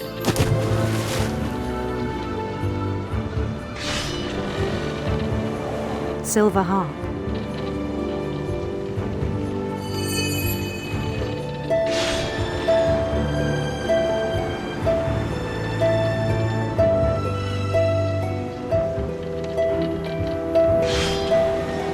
His chase led him to a golden palace east of the sun and west of the moon.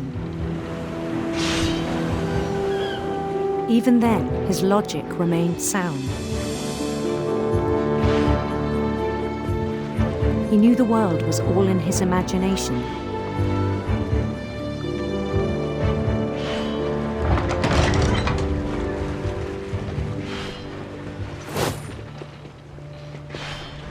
But he was so proud of having created it. In his own eyes, he'd become something greater than a king.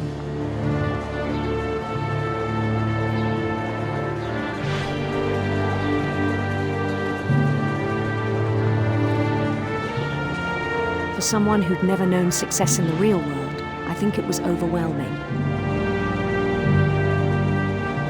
And then it struck him that the real Louis was not the one chopping salmon, but the one climbing the steps of a golden palace.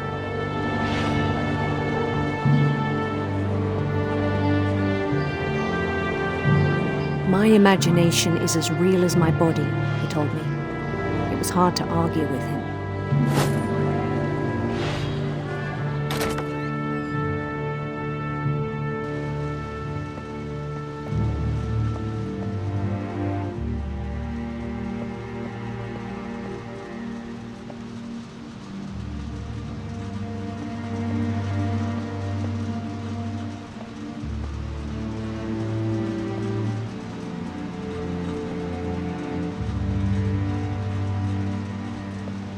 Began to forget the world we know.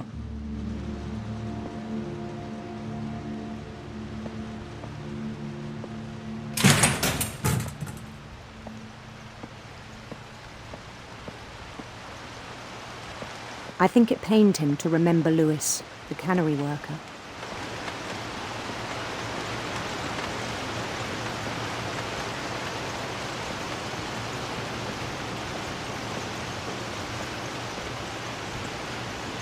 He began to despise the man with a royal contempt.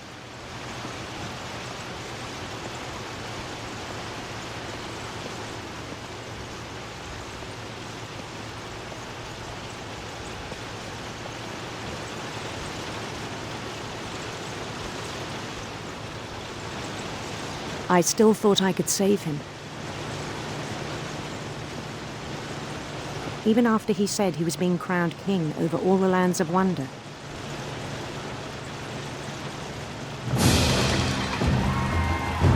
The palace would be packed with his companions.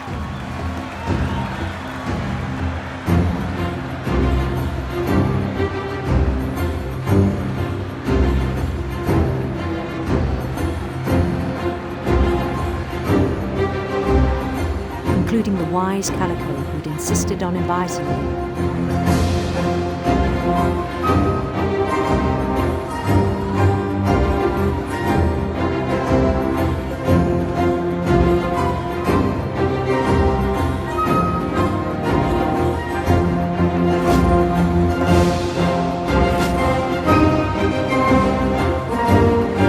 His queen waited, holding his crown.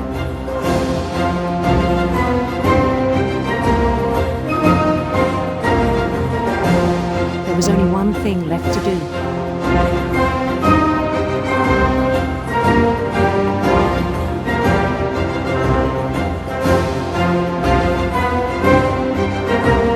Bend down his head.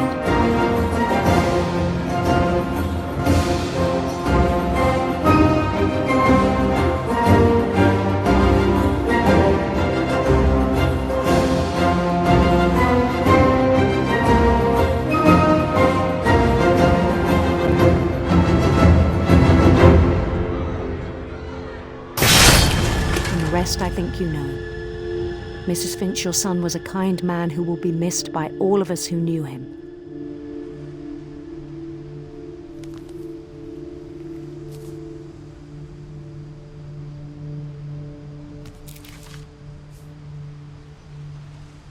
My brother was really cool.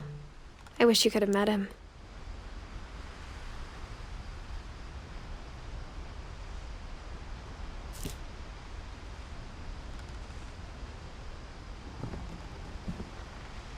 Lewis and I spent a lot of time playing games together, but he was surprisingly bad at them. He died a lot.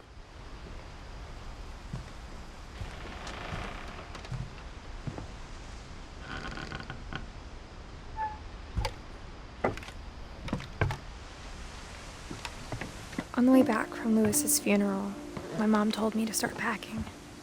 She waited until the day before we left to tell Edie. I'm not sure if she wanted to make it easier or harder.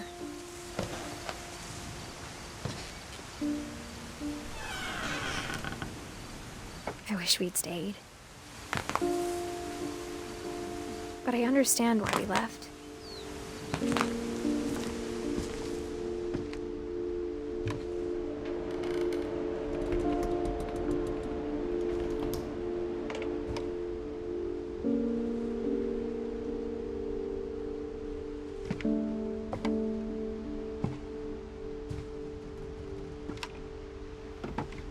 My mom ended up leaving everything behind.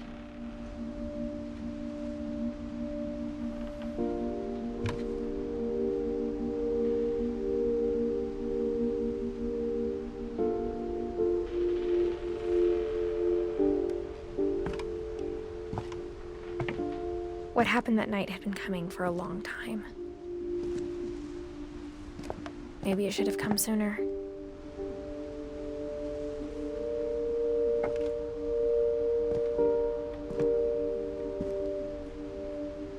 But it had to end one way or another. All that's left now is to tell you about that last night.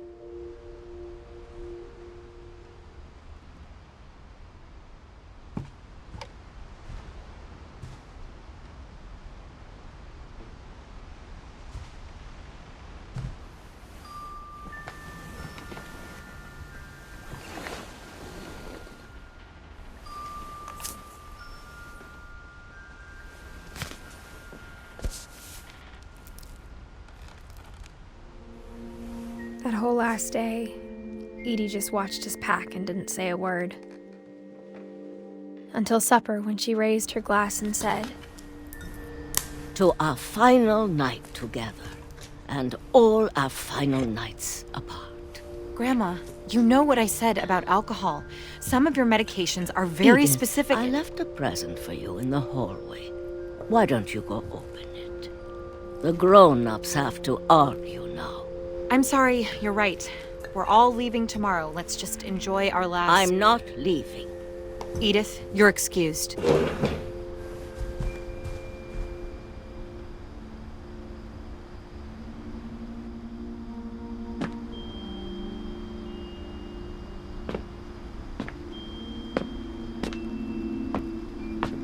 The power had been shut off that morning, but Edie always had plenty of candles. When my mom sealed the library, I don't think she knew about the other entrance. Or that Edie had a key to it.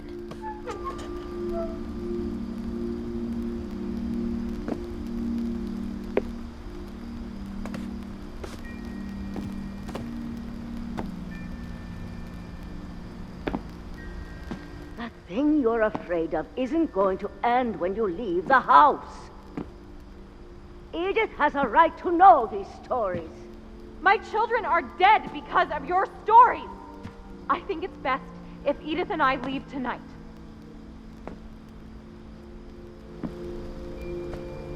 We'll have the nursing home send a van for you in the morning, okay?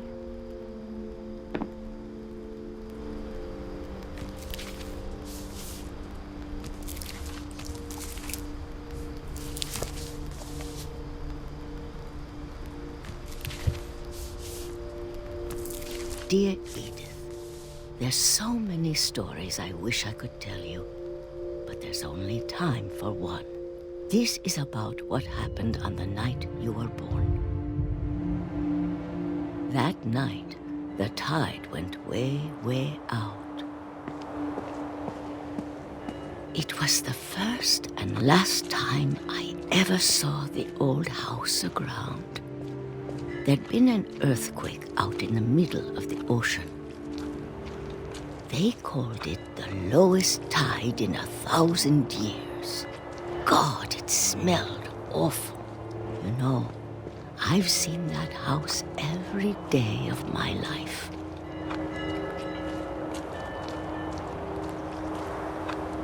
But I never thought I'd go back to it. When the fog rolled in, I lost my way.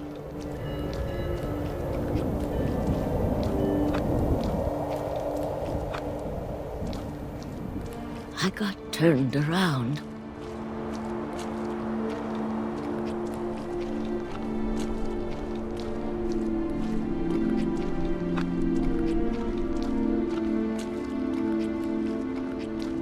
For a while, I wandered.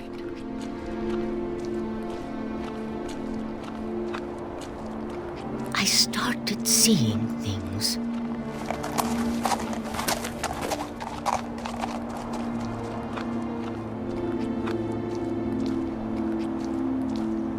Things I'd forgotten had ever existed.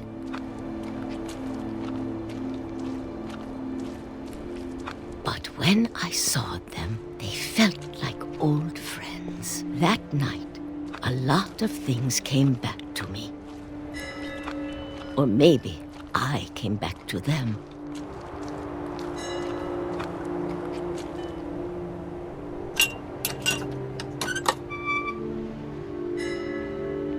Things I can't explain, but that I need you to try and... Edith, what are you doing in here? It's mine. Edith! Mom, you're gonna rip it! Let go! I kicked and screamed, but Mom dragged me to the car. I never saw Great-Grandma Edie again. The next morning, the van came to pick her up, but she was already gone. After that, we moved around a lot.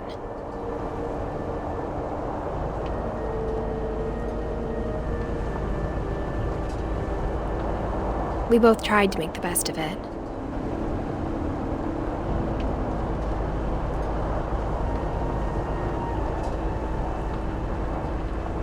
A few years went by.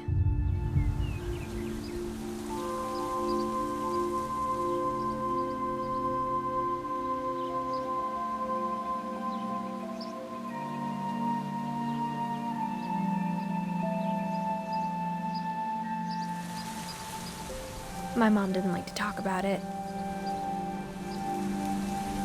But she started getting sick a lot. The rest happened pretty quickly.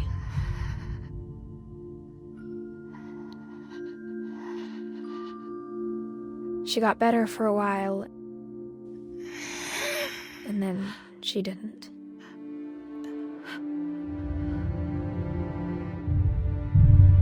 And then I was alone.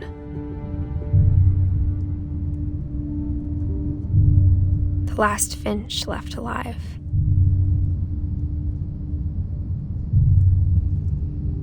Until I found out about you. I'm still not sure what to tell you about all this. If we lived forever, maybe we'd have time to understand things. But as it is, I think the best we can do is try to open our eyes. And appreciate how strange and brief all of this is.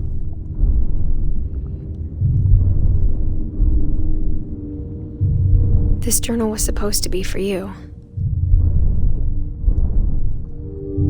But now I hope you'll never see it.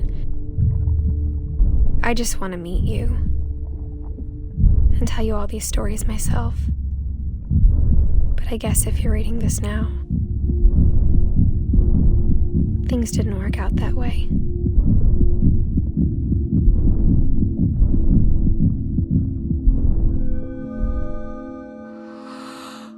This is where your story begins. I'm sorry I won't be there to see it.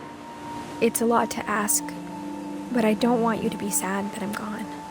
I want you to be amazed that any of us ever had a chance to be here at all. Good luck.